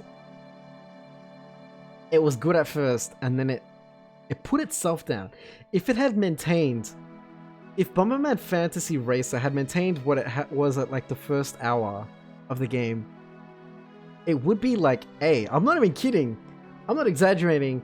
If Bomberman Fantasy Racer maintained it, I would probably put it in A. But because of how it became at the end, I can't. I have to put it like below. Average. Digimon Rumble? Average. Wasn't what I remembered. Okay, B tier. These are the replayable tier. Better than average. Nightfire, yep. Pretty good. Controls are shit. If it wasn't for that, I'd finish it, and you know, it's great. Soul Reaver, not really for streaming. A great game on its own. Rock and Roll Racing, a good isometric racer. What it was, very simple Super Nintendo game. Pretty fun while it lasted. Not for a long-term play, but definitely for a short-term play, it's pretty good. Super Nintendo Mario Kart, same thing. Short-time play, good. Long-term play, fuck that. I want my sanity intact. Alien Isolation, a combination of disappointment and like nerdgasm. It definitely gave me nerdgasms the very start of this game, and the environment itself, the atmosphere, the music, the sound. But the gameplay itself, it's yeah. I'm gonna go easy next time I play this. Easy. I don't care. I don't care if it like breaks the game. I just want to enjoy the story, honestly. Battlefield 5, I had a lot of fun with it. Now, like, all what's the word? Officially put to bed. The devs have officially said no more patches, no more new content for Battlefield 5. It's done. But it's great while it lasted. I mean, I liked it because of the environment, the world, but yeah. Final Fantasy 13, gotta finish it one day. Gex 3D, good. Fuck that one hard level. Toy Story Racer, too long. If it was a lot shorter, I would have finished it a lot easier. Diddy Kong Racing, almost similar to Toy Story. I had fun, but it was probably a bit too long. Like, for what it was, like, the difficulty is just the boss. Fuck that boss. All right, the fireman, great. A good 2 hours of fun, honestly. And if you could play with a friend, probably way better. I imagine a co-op of that game would be like amazing, but because I have no way of doing that, well, oh well. Toy Story 2, great. Good action 3D platformer. Though it's for kids, I found that a couple of missions were actually pretty damn not so obvious. So you did need to think a little bit for a couple of them, which made it not so easy. It's not just like a under the table easy run. Killer Instinct, a lot of fun. Can't play it long term. It's obsolete, you know. An obsolete fighter I'm not going to invest in. XCOM 2. Too hard to sustainably stream progress, but on its own, a good game. Donkey Kong Country 1 and 2, both good games. They still hold up as platformers, easy. I enjoy them. My experience with Celeste, I feel like my experience with Celeste actually upped my ability and skill in platformers in general. I mean, it had to, right? For those of you who saw the farewells, man, that shit is... When you get a Celeste to like Donkey Kong Country, it's just you know. But Donkey Kong Country has its own merit, you know, the fun of it. The MMORPG, Star Wars Old Republic, a good MMO. I don't have the time for it, but if I did, I would actually play it, for sure. A great single player kind of game with an MMO aspect tacked onto it. That's my best description of it. Sorry, I'm losing like voice power, so I'll wrap this up. I need to wrap it up. Snowboard Kids 2, I loved it. I actually had a lot of fun with it. I actually wish it was longer and more, but hey, I enjoyed it while it lasted. Lord of the Rings 2 Towers, a really good action game. I was so happy to play this again, and I was so happy that my childhood memories of the Lord of the Rings games wasn't a lie. Because you know how in some of these other games I played as a kid and I was like, damn, I loved them as a kid, and then I played them now and I'm like, what the fuck was wrong with me? Who hurt me? Who hurt me that I valued these games so? But in this case, no. Lord of the Rings, absolutely as good as I remember. And would highly recommend. What the fuck is wrong with me? I'm breaking down, sorry. Division 2. Division 2, good game. If you want loot, shooter, Borderlands, RPG kind of style. Genshin Impact, good Breath of the Wild knockoff, but actually good game. It's not just a bad knockoff, it's actually a good game. So if you're into that, into gacha, get on that shit. It's good. Mario Kart 64, still great. It ages so well. Speedpunks, one of my favorite kart races. I think it's very underappreciated, but it's great, and I enjoyed my time streaming it as well. I'm probably gonna go back to it at some point. Goddamn last boss. Harry Potter, awesome game still. It's fun. It's probably not the hardest thing. It's not the prettiest thing. The jankiness, the ugliness of it, that's part of the journey, and I think it's worth it. It's good. Need for Speed 3, awesome game, awesome stream. Holy shit. One of the biggest surprises, actually. I think if I had to give an award to all the games that I played in that year, Need for Speed 3 is probably the one with the biggest surprise factor in terms of like chat interaction, viewership, the gameplay, and my own personal like progression within that gameplay. Yeah, that definitely wins an award, Need for Speed. Pretty special time with that. Jet Better 2, me trying to rub off my passion for it on everyone else. Don't know if it works, but it's there. It's good. I love that game. Half-Life it was an awesome experience. Damn, it was so long ago, man. That was like so early in the year. Battlefield 3 as well. Lord of the Rings, awesome game, better than the second one. Lord of the Rings 2 Towers is a great game. Lord of the Rings 3 perfects it. I don't know how to like emphasize how rare it is, especially nowadays, for a sequel of a game to like pop off of an already great game.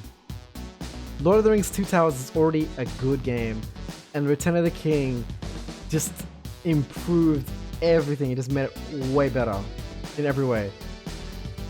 You just don't get that anymore, man. What? This was when EA was good, by the way. These were EA games. This is back when they were actually good. F-Zero, my entry and gateway into now a new obsession. An appreciation for an entirely new franchise of racing. Love it. God Hand, need to finish it, but a game I don't know why people don't talk about. Call of Cthulhu, a way that I bonded in a cultish way with my viewers and my followers and this little community that we have. I'm so glad. Exactly, Treg. See? Right on cue. Right on cue. I'm so glad I played Call of Cthulhu, and I'm so glad I had people who appreciate it as well. Monster Hunter Iceborne, a great game. Undeniably, it's just a great game. Code Vein, really good game as well. It would be S tier if it wasn't... Personally, it would be S tier if it wasn't for the shit dungeon design. It's a dungeon. It's not even a fucking... It's not an open world. It's a dungeon. They're dungeons. Alatreon, never forget. Yeah. When I accidentally killed him. Oh god. Yeah. Accidentally killed him. Alright. Persona 3, I already know it's a great game. I need to finish it on stream. A redo of it on stream. Katamari Damacy is one of the better games that I played in the year. Like one of my favorite ones. It was just fun, man. Katamari Damacy is just fun. Like it's so chill and fun. The music is just so feel good. I don't know, man. It's almost the perfect game to me. The only reason why I didn't put it in S is because it's hard for me to put it beside these things. For replayability, that's probably limited. Phasmophobia, obviously, one of the best multiplayer games out there. If anyone who's played it, you know exactly what I'm talking about. You know exactly what I mean when I say that it's one of the best multiplayer games that came out. It's so easy to just jump in, chill. It's great. Crash Team Racing, one of the best kart races out there. Personally, my favorite one. I've yet to play another kart racer with the mechanics that feel as good as that. And as people saw, I played it to death because I'm just too fucking good at it for the AI. I need to challenge myself with humans. So at some point, if I can get the PS4 remake, I will absolutely go online. And then learn how sweaty people are online compared to me. I mean, I feel like I'm pretty sweaty in that, but who knows. Cool one! The horror game to make me scared to play it again. Literally scared to play it. I'm literally scared, guys. I'm scared to play it again. Yeah, Pepe. And I'm scared to play Kuon again, guys. That's how good it was. As a horror game, I'm too scared. F-Zero X, one of the best racing games I've ever discovered. That's so cool. I cannot recommend that enough for people who love racing. Awesome experience. Fun even when you're losing. So much fun. Burnout 3 Takedown. It's just pixels, they can't hurt you. Burnout 3 Takedown. Oh my god. Despite, maybe it's not the best racing game, but it's definitely been the best streaming racing game for 2020. 2020 was a Burnout 3 year, for sure. That was probably some peak racing streams. So much fun, man. I could play it forever. And finally, I think, judging by the way that this tier list works, I think the best game of the year that I played was Celeste. I'm not mad at that. I know. So, yeah, Cyberpunk is down there. Yeah, but hey, yeah. So judging by this list, I have no problem saying that Celeste, yeah, is probably objectively the best game that I played in 2020. The one that left the biggest impact. One of the hardest games for sure that I played. Harder than Code Vein, I believe. Despite not taking as long as Code Vein, I would still say that the difficulty is higher. You just get attempts in much shorter bursts. Yeah, we bonded over Celeste, exactly, yeah. That's what I was saying earlier. When I was talking about, when I was placing Celeste, is that it's a special stream and a special game of 2020 because it was a very good experience for the few people who were there to watch it. Yeah. Awesome. Well, you guys, that has been the tier list for 2020. Did anyone want to share their thoughts on the games? I was unfucking tiltable? That's not true. That's not true. That is not true. Maybe I'm untiltable for platformers, but with other games, I'll absolutely tilt. Absolutely.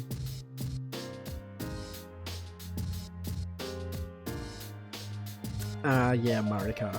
Super Mario Kart. Fuck that game. Fuck that game. It's so unfair. I'm getting mad just thinking about it. You just bring it up and I immediately like go into like, it's bullshit.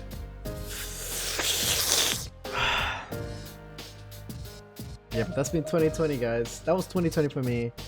And it was a pretty damn special year because I've been streaming since 2018, I'm pretty sure. But my actual account has survived since like 2015. I know, out of all the games, right? My Twitch account has existed since like 2015 as a viewer. But in 2018, late, I decided that I wanted to stream. And yeah, so what did I even first start streaming? I don't even know what my first stream was. I wish I had a recording of that. I could have gotten Persona 3. Oh, dude, yeah, I need to finish that. I put it here. It's on the list here. I put it in high A. Yeah. Oh, I have gotten it working now. I've got it working now, so I'm gonna return to it. Just don't know when, but I'm gonna return to it. So yeah, so 2018, late 2018 was when I first started streaming. Before that, I was trying to do YouTube. You're looking at it and it's something I was invested in? Yeah. Oh, I'm sorry, Drake. I'll return to it. I'll return, trust me. Yeah, so before Twitch, I was trying to do YouTube Let's Plays.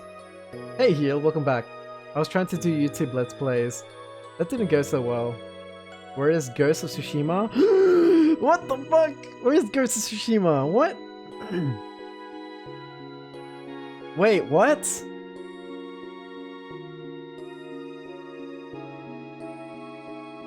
Wait, hey someone. Wait, what? I didn't... How did I forget about that? No way. If I forgot about that, have I forgotten about something else? Start over.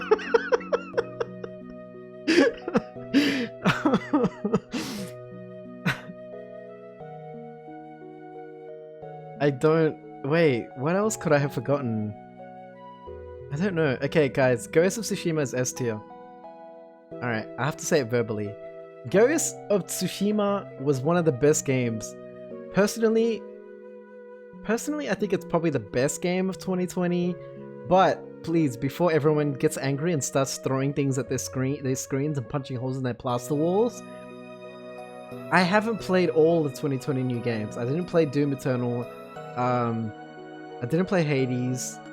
I didn't play Death Stranding. There was a lot I'd missed out on new games. Ghost was one of the few new games that I played in 2020. But of the new games that I did play, it was the best one.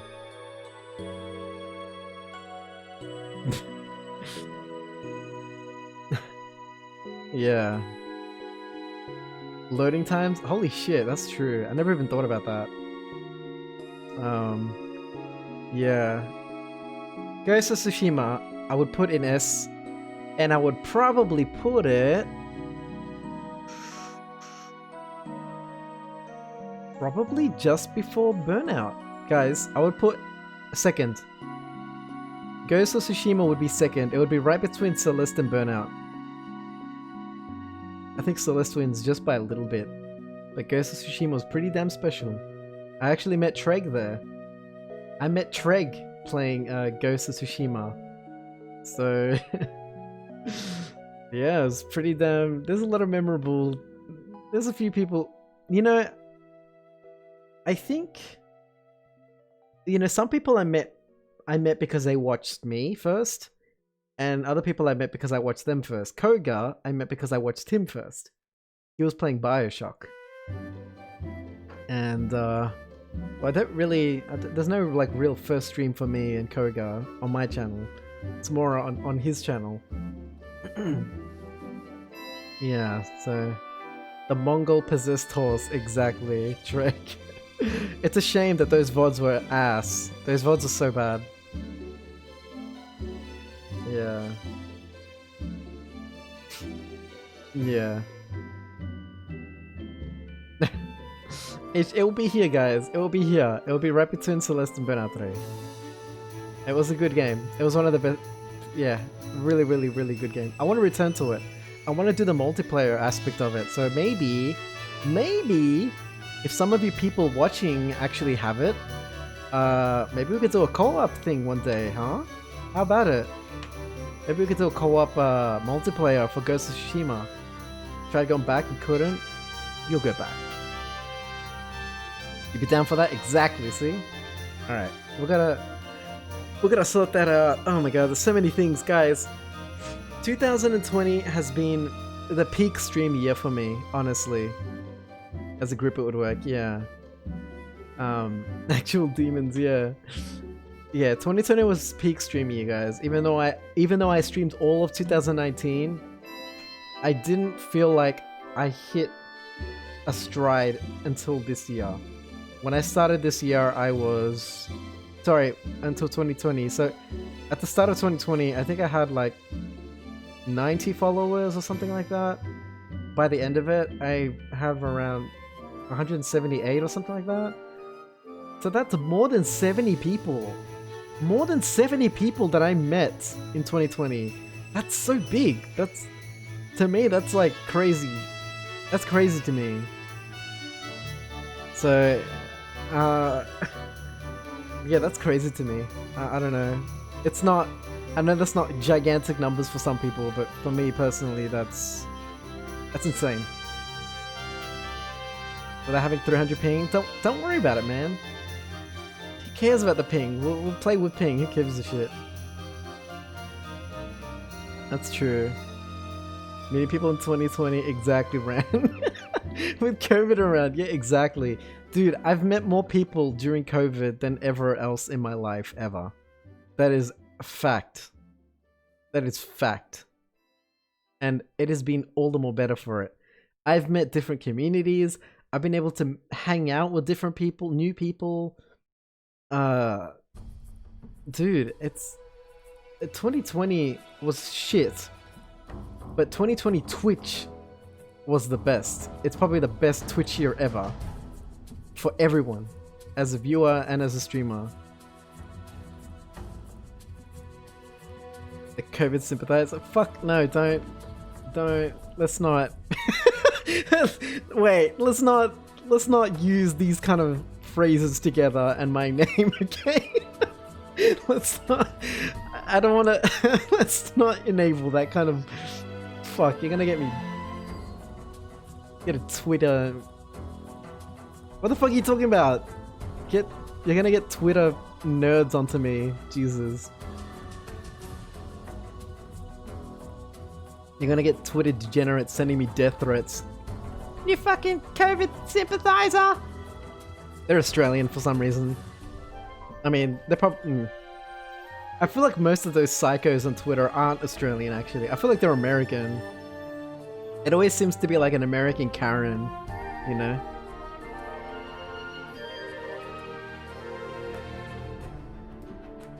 You know it. Yeah. Oh man. 2020 has been such a good thing.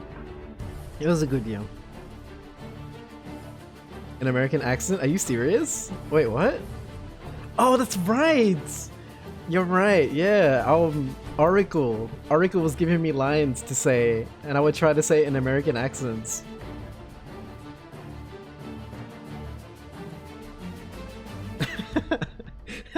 Yeah, I remember Oracle was giving me sentences to try and read in an American accent, and I don't even know how that came about.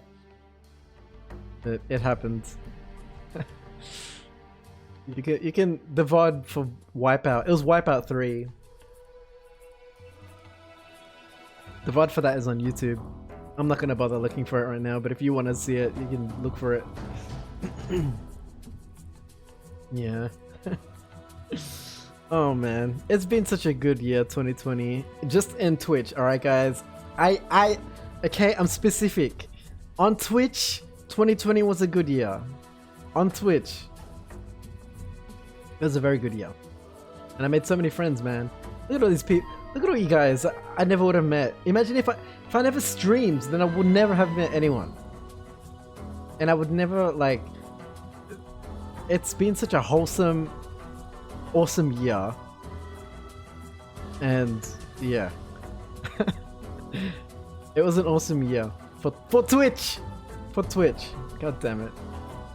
Yeah. Oh, you didn't have it? You didn't know it was Aussie? Oh god. He's cutting onions. Yeah, I met so many people. Yeah. So, guys, this year is gonna be extra special. I know it. For all of us. All of my streaming bros, my streaming homies, and you chatters as well. It's gonna be a much better year. I know it will be. I know it will be. At least on Twitch. On Twitch, it will be. For sure. Yeah. Sweat some onions. Yeah, it's gonna be good. I have a lot of plans, and actually... Okay, so I can say now, because I never got to say earlier. I actually got my very first Twitch payout in December. But because of timing and things, I never got to really say. But thanks to you guys, this new partition that appeared recently, you guys got me that from. You guys got me that. The charity of you guys actually got me that partition to have some privacy in my disgusting situation. What if it gets competition? You get to jump ships. It has to be a pretty damn good ship to jump onto. Mixer. I'm not. It's YouTube streaming. Yeah, YouTube streaming. Yeah, it was just one payment. I don't expect it to be consistent.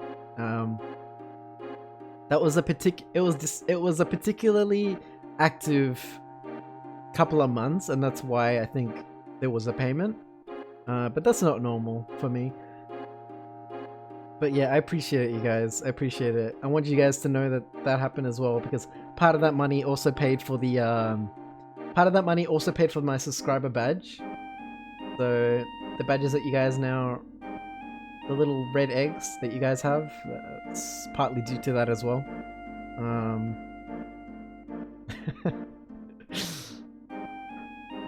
Retrospective on how Almi made partner? Fuck no. There's no way, man. Partner, fuck. You know, I would be happy if I made money on Twitch, but I wouldn't want it to be from people. I'd want it to be from, like, sponsors. I would happily make money on Twitch through sponsors. Not, I wouldn't want it to be from people though. Like, I feel like there's too much pressure. There's so many people that don't have it in them to like give, you know, they don't have the right circumstances.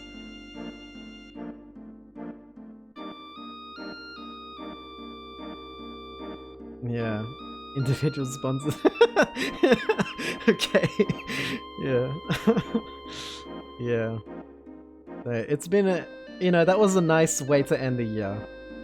That I'd never announced. I should have announced it, but I didn't. I'm weird about shit like that. But yeah, so that was a nice thing to have like at the very end of the year, like last year.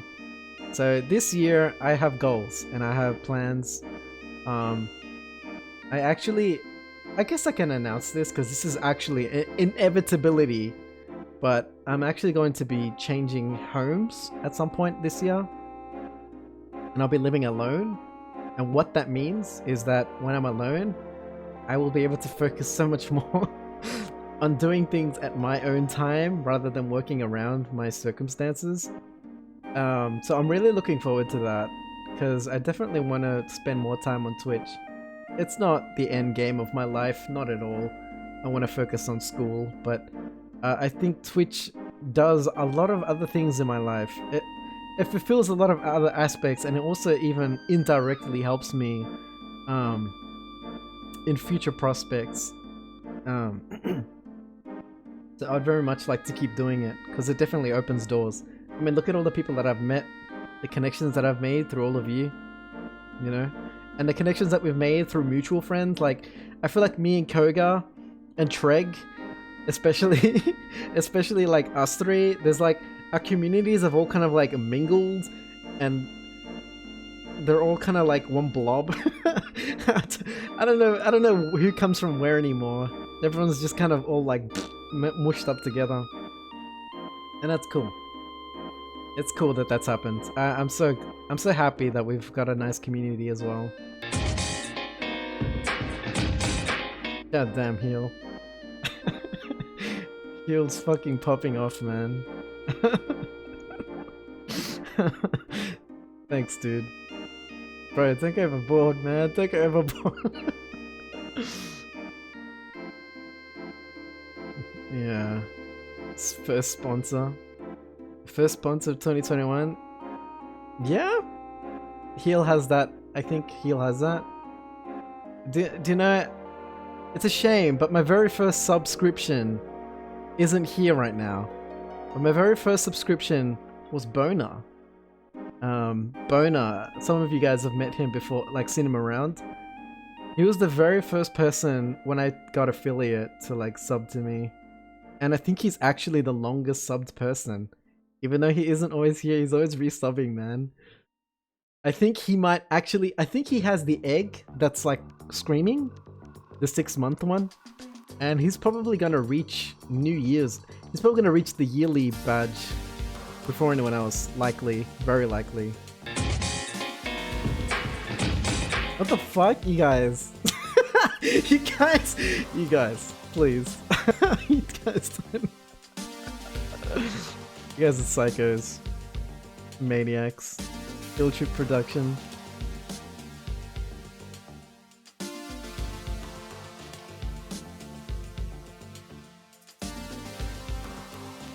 Okay. Wait, what? Alright, Heal, you need to calm down. Heal, you need to calm down. Alright, you need to calm down. But I appreciate it. Jesus. What the fuck? It's fucking flexing, man. Alright, Heal, you have Founder's Badge?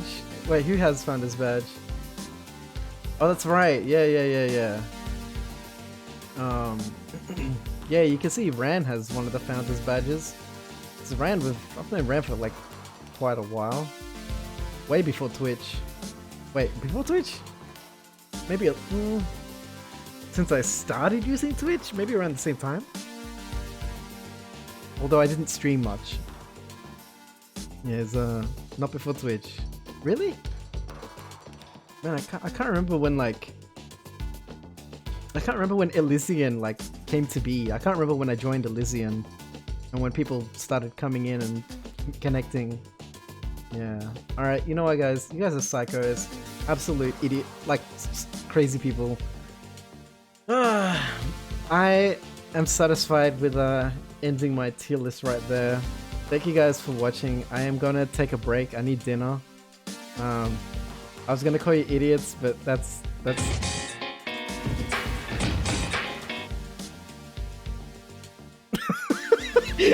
dude. Bro.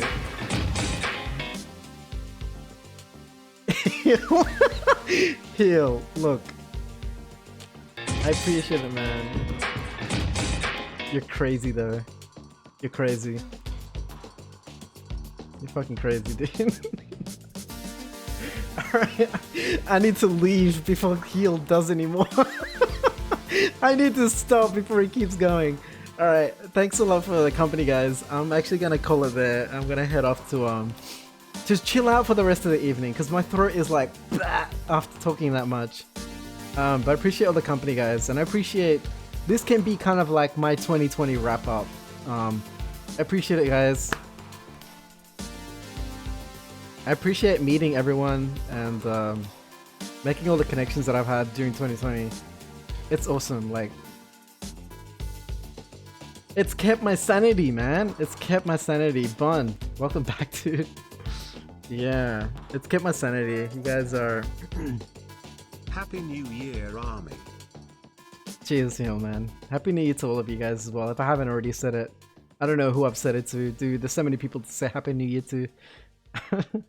Alright, you guys, I'm gonna call it there. Thank you so much for the company. Like, just for the whole year. Not just for today, but like, the whole year of 2020. It's been crazy, and I only expect this year to be better. I expect it to be better. It has to be better. I'm gonna make sure it's better. So, I'm gonna be actively invested in that goal. So, yeah. I'll catch you guys next time. I'm gonna chill out later. I don't know. I'm gonna chill out for the rest of the evening, just hang out with people. Yeah, we'll be better. Absolutely. Alright, night everyone. Thanks a lot, Heal. Dude, I don't even know what to say, man. Heal, I don't know what to say. I don't even know what to say. Congrats, Sean. Yeah. Alright, yeah, me too, man. Don't worry, guys. We're gonna pop off this year. All of us. Everyone's gonna pop off. Alright? Alright, I'll catch you guys. I love you all. Night!